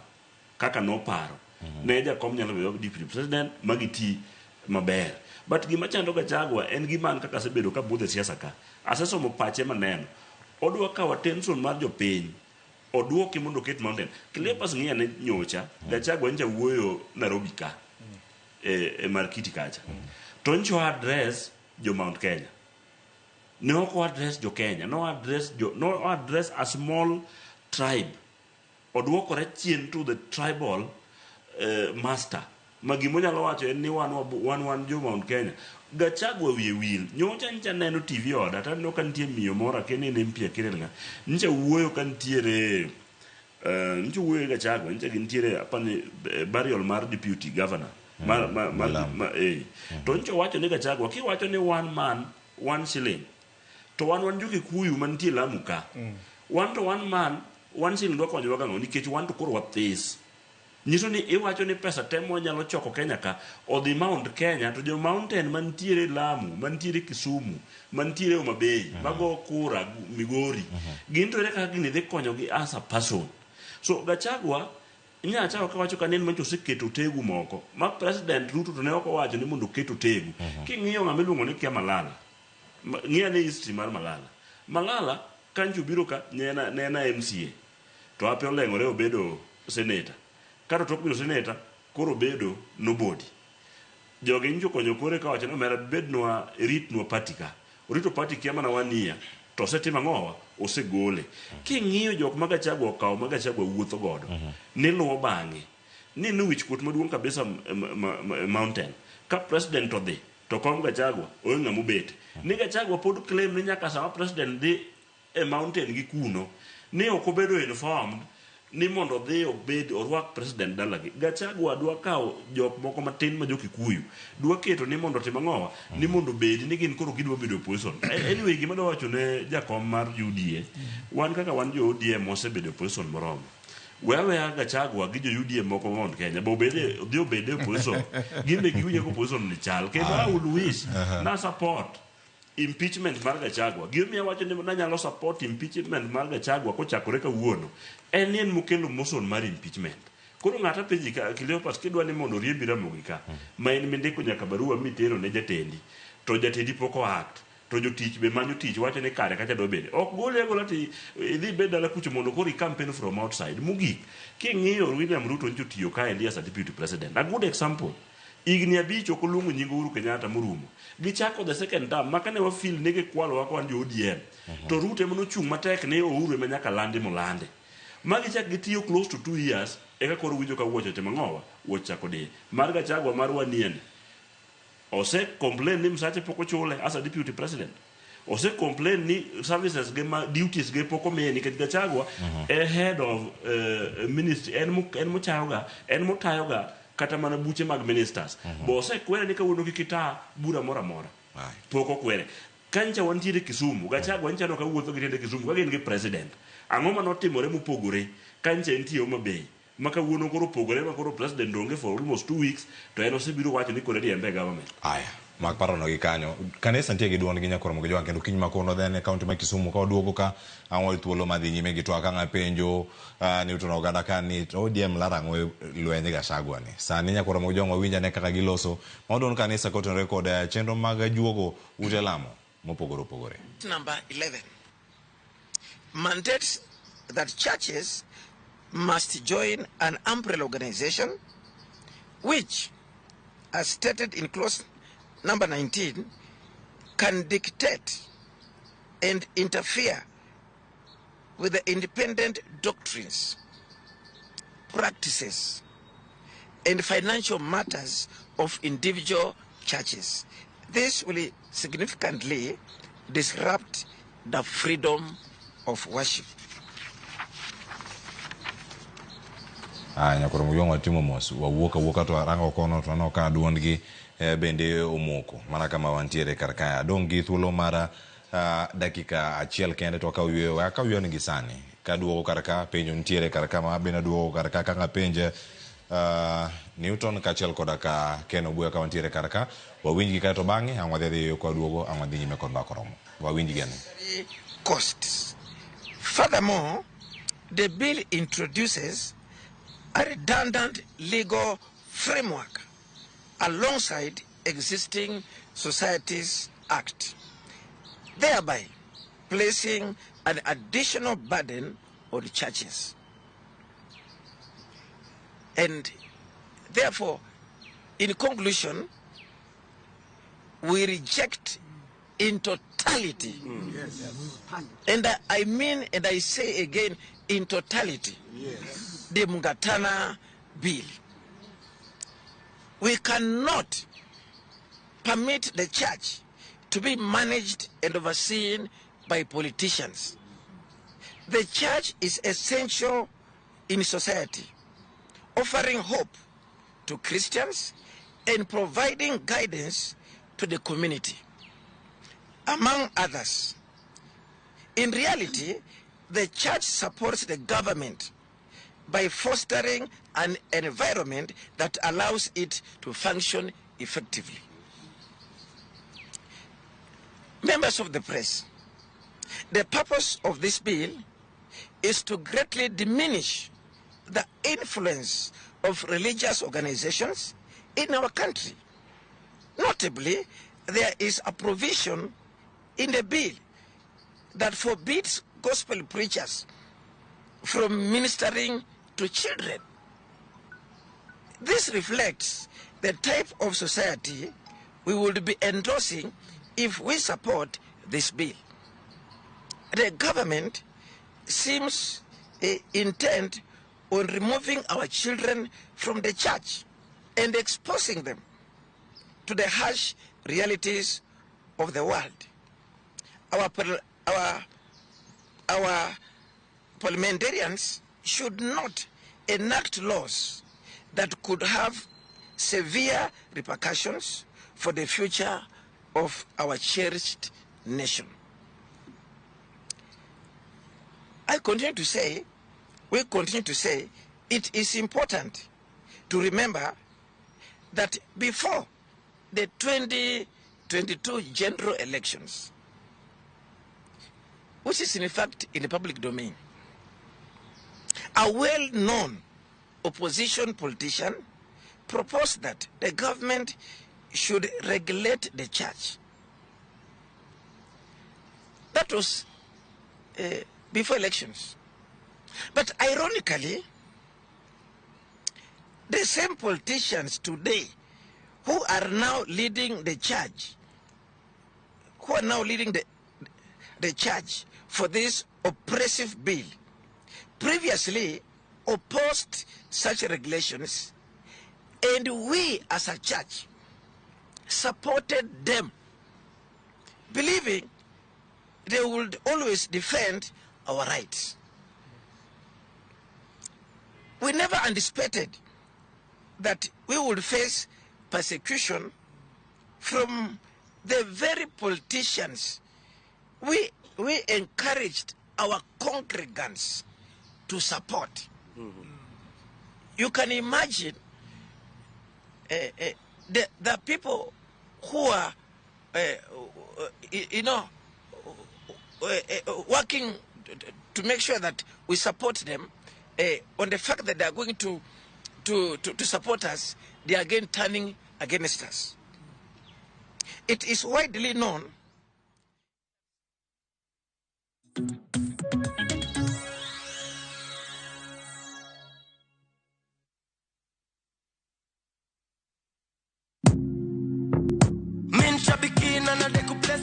Naitwa Daniel Kimanzi, nimetoka Kitui County. Mimi kazi yangu ni an engineer by profession. Shambiki ya Fieta, nilianza kucheza mimi na pesa kidogo, nikimprove kidogo. Nilikuwa nakula tu natoa, nafanya kazi zangu, lakini mpaka saa hii ndo nimefika pahali nikakula pesa mzuri yenye inaweza nisaidia. Saa hii nikiwa nimesimama hapa, niko na furaha sana. Nimeshinda 1.5 million kama venye mnaona kwa hii check. Pesa itaenda kunisaidia sana pamoja na familia yangu. Niko na watoto shule, italipia fee. Biashara yangu ya construction pia huwa inahitaji pesa mingi, itaniboost kiasi kikavito, na pia nitaendeleza mambo zingine zangu. Win big in seconds.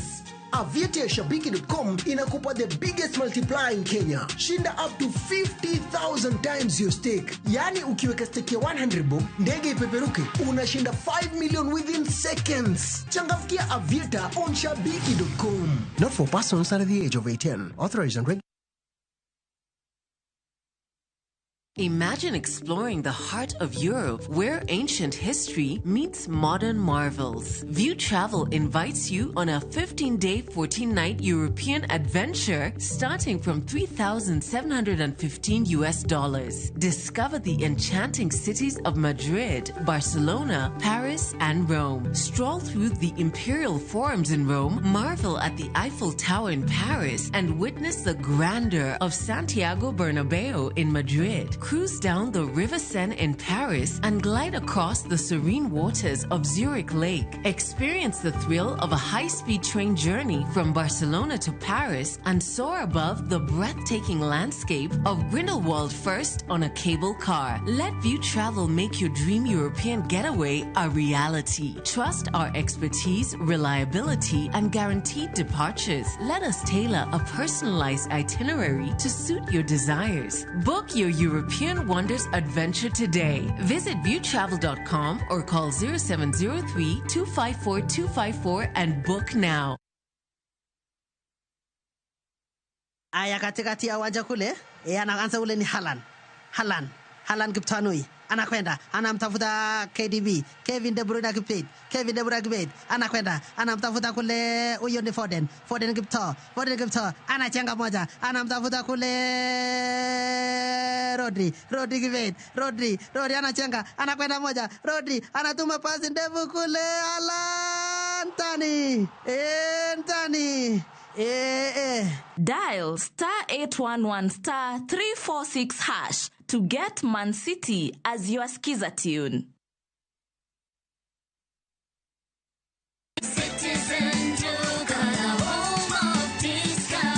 Oh, sweet little babies are such joy to every home. Na sasa, Citizen Duka, the home of discounts, inakuletea the sweet baby package from Quickmart. Winnie's Total Afia 1 kg, 270 down to 250. Nipnap Baby Diaper Junior size 5, 999 down to 799. Toto Baby Wipes, 140 down to 112. Dove Baby Lotion, 755 down to 378. Dove Baby Soap, 75 grams, 225 down to 113. Packing bag, 40 shillings. Ukinunua hii package kwa Citizen Duka, utalipa only 1,691, meaning utasave 748 shillings. Piga *487*5# na ulipia saizi. Ka stock bado iko. Ukishalipa utapata confirmation message ya kukwambia you can go to any Citizen Duka counter katika Quickmart supermarket yoyote yenye iko karibu na wewe. Unangoja nini? Sulipia saizi ndio enjoy discount yako ka stock bado iko. Citizen Duka,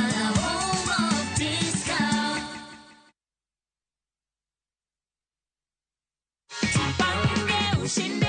Ulikuwa unatarajia kushinda? Nilikuwa tu nikifanya tu nitashinda tu kwa sababu ulikuwa na tumaini. Yes. This is your check of Jipange ushinde na View sasa. Umefikiria matumizi yake? Matumizi yake ni kulipia watoto karo shule. Hii pia ni yako. Hiyo hata tuambiagi watu nini iko ndani ndio wao pia wajipange.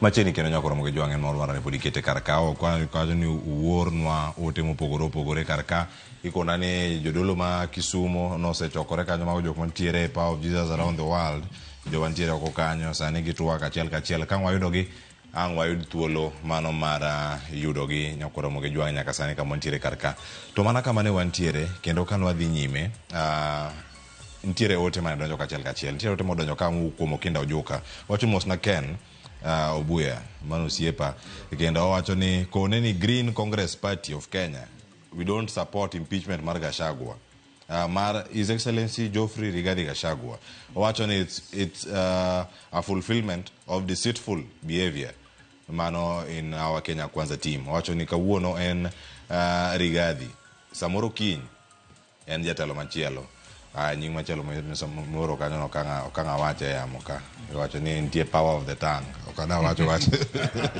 wacho no wache ramugi katwa dhi nyime Ken winjo wote machalo kamano kod moko bende ma pontiere kar kanga thuolo masomogi kapok watieko to kama chal maro wach kama gintie moko gise lose wi jogo moluoro jalup jatend piny Kenya kendo nyaka sano winjo ka en ngur makoro donjo nyaka kidienje mamoko iwacho ni lweny ni ok en mag jok moko lweny ni mag ji mamoko ngeni onge duond bura mar ODM Newton penyo ni awacho chako kodi wacha kod Ken sani oko owache ndalo lweny mar ng'anyo gavana mo biro wacho ni lweny nok marwa wede uru gi lweny no nago wewe wangu gigwa sani bende chako jopo mar Gachagua ni koren marwa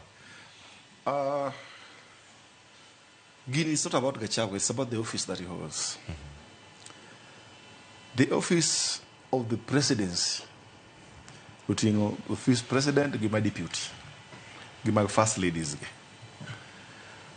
Nitiere mage face mar Kenya as a nation. Gin offices emako se yire mi chamo muma.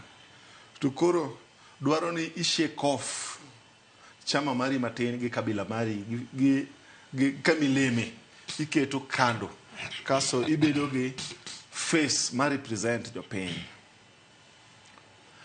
ngata ma ja Kenya ka nigi ratiro mar interrogate kendo question conduct mar any member of the presidency mane omiyo anadwa welcome jo Kenya te mondo bi mondo konywa neno gimwa neno ne kendo konywa penjo matek kaluwore gi developments madhi mbele nitie gimo chakore kama gini rach and I'm telling you with authority ne whipping ma migosi Gachagua whip go the emotions mag community ma Mount Kenya en gima nyaka bed checked, nikech gini koko bedo checked to gini e gik makelo tulo. Ng'ama cheke? Ng'ama cheke, it's a collective responsibility mar jo Kenya te, mar nyiso Gachagua. Kendo adwa kwayo mokwongo jo Kenya ma masawa, jo dalagi,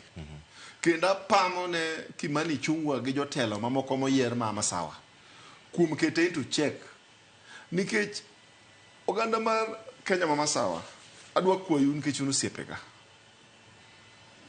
kok utang' gi jatendwa ma Rigiji to dhi isolate against the rest of the Kenya. To magi ma wan ok wabi yie, nikech you are part and parcel of this republic.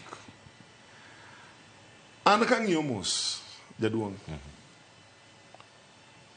Gachagua dwa achieve ang'o? Nikech king'iyo body language mare kodhi the rest of the nation, ter ng'at ma bende ji kuwuoyo to ji olombo ji ojambola ni neno speeches gete a trip mar William Ruto Kenya, Western Kenya, Nyanza specifically. To ning'ani kuwuok ni kodonjo Marikiti pok inene kodhi Kibera, speech cha dodhi wach Kibera, speech cha dodhi wach Mathare kata Ruaraka, speech cha dodhi wach Westlands, odhi kama jo Kenya ma masawa time oandegi mwa duto wang'eyo ni Mudhurwa gi Marikiti, jo Kenya atamalo 89 matiyo kanyo gin joma Kenya ma masawa. Ang'o modhi kanyo? To attack sirkal ma Nairobi mana gi dhogi. Odwa achieve ang'o? Kuwuok to donjo Mudhurwa to wuoyo gi dhogi, kuwuok kanyo to dhi etropo ma Nairobi men Githurai. Statement mane mowacho ne jo Githurai?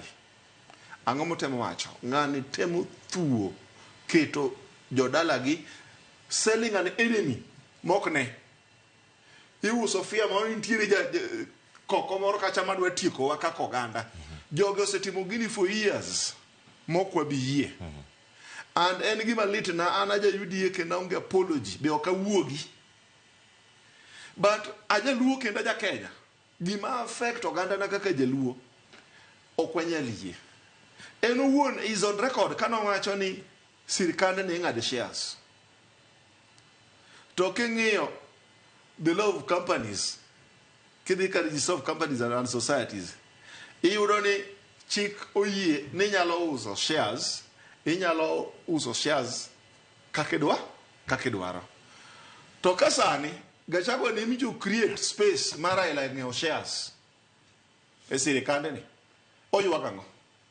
En ema nokelo GNC mo create space ma molo yudo godo shares e sirikal ma William Ruto. Koro en nyako bed ready mar incorporate other shareholders mosedonjo sani. Aya, erokamano. Aduogira ka wach mogik Ken Obuya.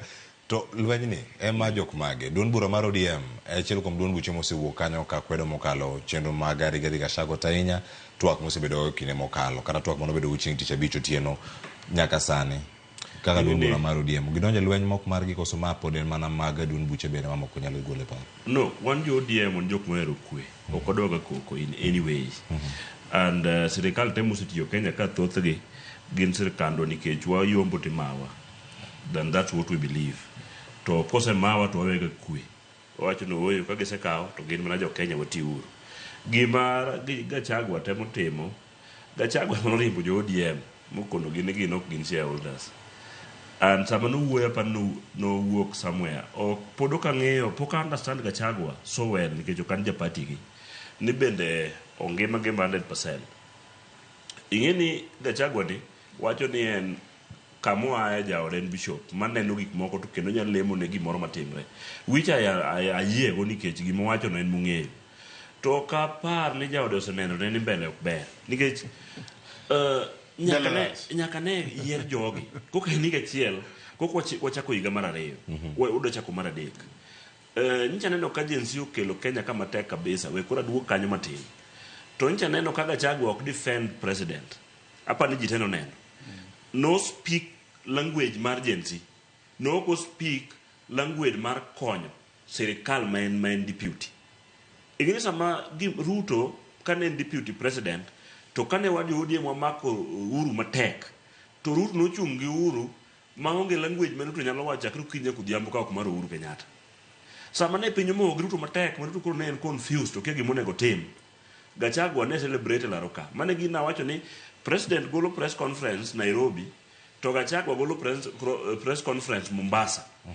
Seche go gima ne wacho Kenya kama duong' ne Ruto must go, ne ok wach ni Gachagua must go, which means ni Gachagua nose okwan ni ka Ruto bedo ni Ruto must go ma Ruto dhi to Gachagua is now the president according to the law.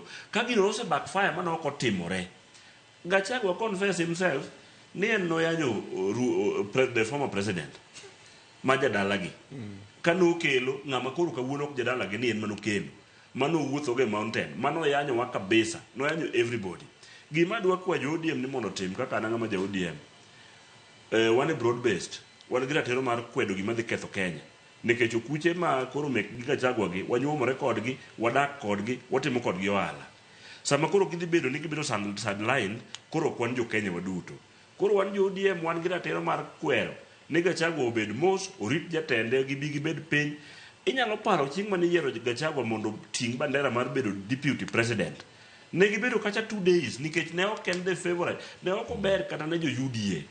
To nikech en Gachagua mane osekorne, no korne nyaka obed deputy. No chuno William Ruto mobitie kuna lare kage manyo kaka ng'ato bedo deputy president. Ma mwishowe no kete kela neno ni kare kare chieng' cha no kelo mana neko makoro kelo kawuono gi nikech the mountain ne ng'eny molo other places, omiyo no miye kaka ja mountain. Adwa wuoyo directly gi president marwa, dholuo to ko winji to nyalokne en ni kuduogo mwae trip ne kech en wuon ji teka wuono omany deputy ne gidhi retreat gibed piny gi wuo. Gachagua opim ne kama nyo wacho ni ma ok dhi timore kama, ka giwuok e buchgi no giduok gi lost differences gi ma gintiere godo e od bura mar ang'owa margi mar chama margi mar ang'owa mar UDA. Mogik ne Gachagua nitie jok manyalo wuotho kodi to gimedo keti. Wan gi jok ma senior e UDA ka, jok ma very senior, man jok ma senior gibedo godo piny mondo winjri kodgi ginyisi kuonde midhiye marach. Jatelo nyaka bed ng'ama ikwero. Nyoro no attack governor marwa ma Nairobi.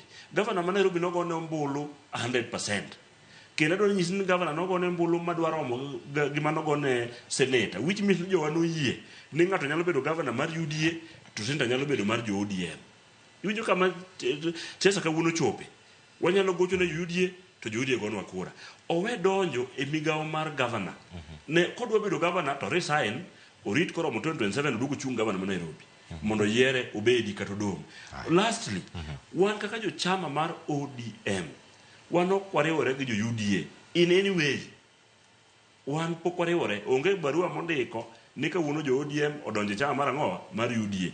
Wan jo ODM gima nye watimo ne waolo gi jawuotwa moko makonyo gi tich, to baba nikech jatelo mabe kawuono be nosewe party mar ODM ni e lwet nyong'o, owacho no nyalo tiyo gi president wa motimo ang'owa mobiro kech giyo mancha kuro duong'.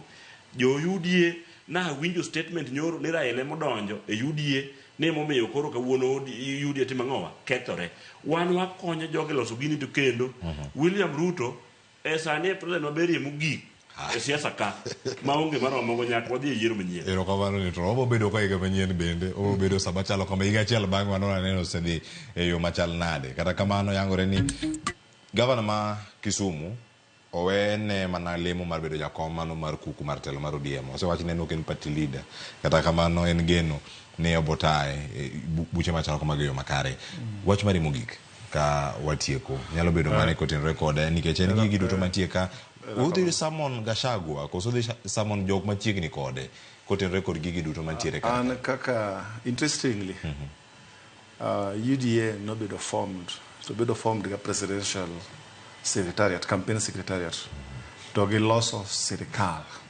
Ka giseloso sirikal to chik ma political parties act wacho ni nyaka party ka party ma is a national party team gimiluongo ni party elections, grassroots elections. So ada wuoyo authoritatively nikech Kenya ka UDA ana jakom mar county Homa Bay County county kende Kenya ka mosetimo a grassroots election ma successful motieko. Koro abiro wuoyo gi mbi kendo ada kwayo party leader mara, ada kwayo secretary general marwa Mheshimiwa Hassan Omar, ni with immediate effect waket our house in order. Wadwa ni summon jo chama magwa achiel kuomgi en deputy party leader marwa mondo mi obi mondo grievances magegi obi mondo wachonwa e duol marwa kaka chama wangi kwanyalo solve gigi. Owadwa wach maber gimomora godo ni sani ni Dr. William Samuel Ruto ler kapamba rais maber rais Ruto tieno ine rais gino ber na malich en mana dwa nyise ni chien kacha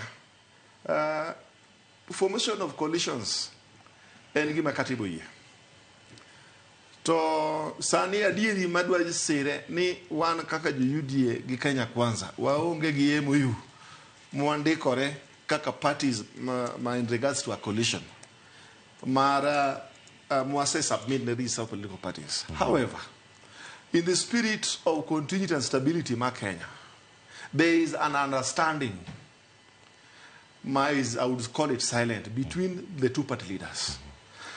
Tado marimind ni kaka negi appreciate handshake manegi donje mabende ne onge barua man andika mora mano bedo submitted kendo negi wache ni wan jo handshake gima kama broad base ni kaka negi mako handshake cham negi wache ni wan jo handshake cha ma broad base ni onge sirikal moro usedonje gini donja uru mondo kik bagu kaka jogi baguni mondo kawa olembe ge mondo uterne jo Kenya mondo timnade mondo cham katieko. Yes, do mamugik kwatieko jodalawa joluo gi jowinjo gi jowinjo Dhuramogi ma winjowa kik wayie mondo Kenya opogore waonge piny moro amora to kaneno jatelo ma jachien odonje chunye machalo jatelo mwuoyo kuome dwa lemne mondo jachien no wuogi mondo mi Kenya oriwre ma ok Kenya ok chwer remo to kiwango maneno dhi gocha aneno ken gi jachien mar dwaro renyo e Kenya ji osechwero remo mathoth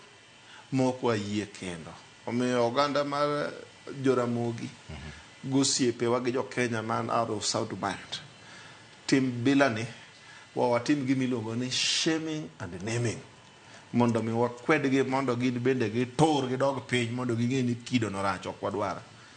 God bless Kenya. Erokamano ahinya. Ng'eni mane makelo giko ni to nogare erokamano e kombido thuolo mar bedo kodwa.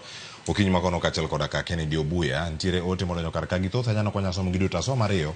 Evans Arogo wacho kani Cleophas Evans Arogo kawuok Homa Bay County Kasipul constituency mosna jatenda kendo osiepna owadwa Newton Ogada ni chenro kae an ok support donjo jo ODM e dhap Gachagua lweny ni ok marwa gidhi mbele maber. Wacho ni wadhi konyore gidhi mbele maber to wadhi konyore kaka jo ODM. Erokamano. Paul Adhosh wacho ni ODM owuog chutho wachni sani gidonje lweny ma ok margi.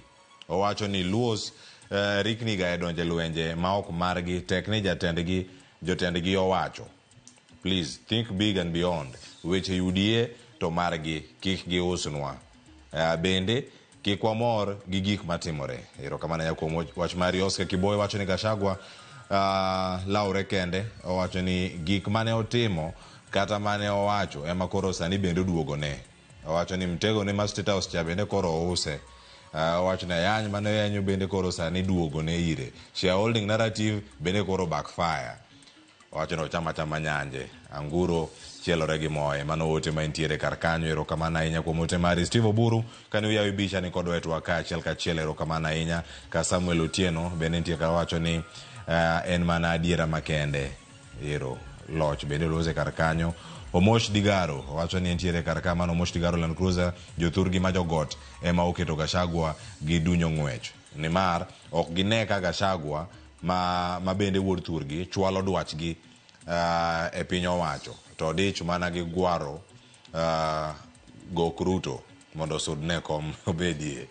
Aya Ruth Ethio Chieng amalo Gachagua onge lewe ema jemone to ka ofil ni lawe dako sechung mondo owinja ne gima ilawe ne samoro ilawe ni ober to en oringo. Gachagua owinjo obed ni sani understand kaka siasa mathur ka ringo to ka okotang to gini nyalo muome. Erokamano. Emily Goga wacho ni jo ODM odhi mana mos e dhawo margi.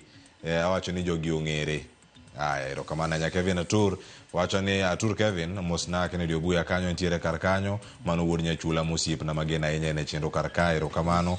Mzee Omanga wacho ni an kod duka achiel kod Vincent Kajomo. In mindiko na to kwasomo ote marisani pod wantiere ka dochi makiny e chenro mar upiny kod bakoromo kiny wabed ka kod Joyce Oduor ibedo kodwa kae kinde giduto nyakoromo ge jwang mondo wabed ane kod ng'eyo e weche matimore kachiel koda ka chal mar piny Kenya e sectors mopogore opogore.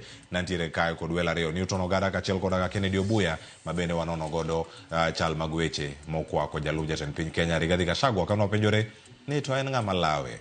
Nyinga Cleophas Oluoch jakisumo kanya kwar mokiewo nyaka Chisango abedo kod yaro kinyi makono safagare nyaka sane moromo saa 5 gi dakika 7 mane makelo e giko oriti masane.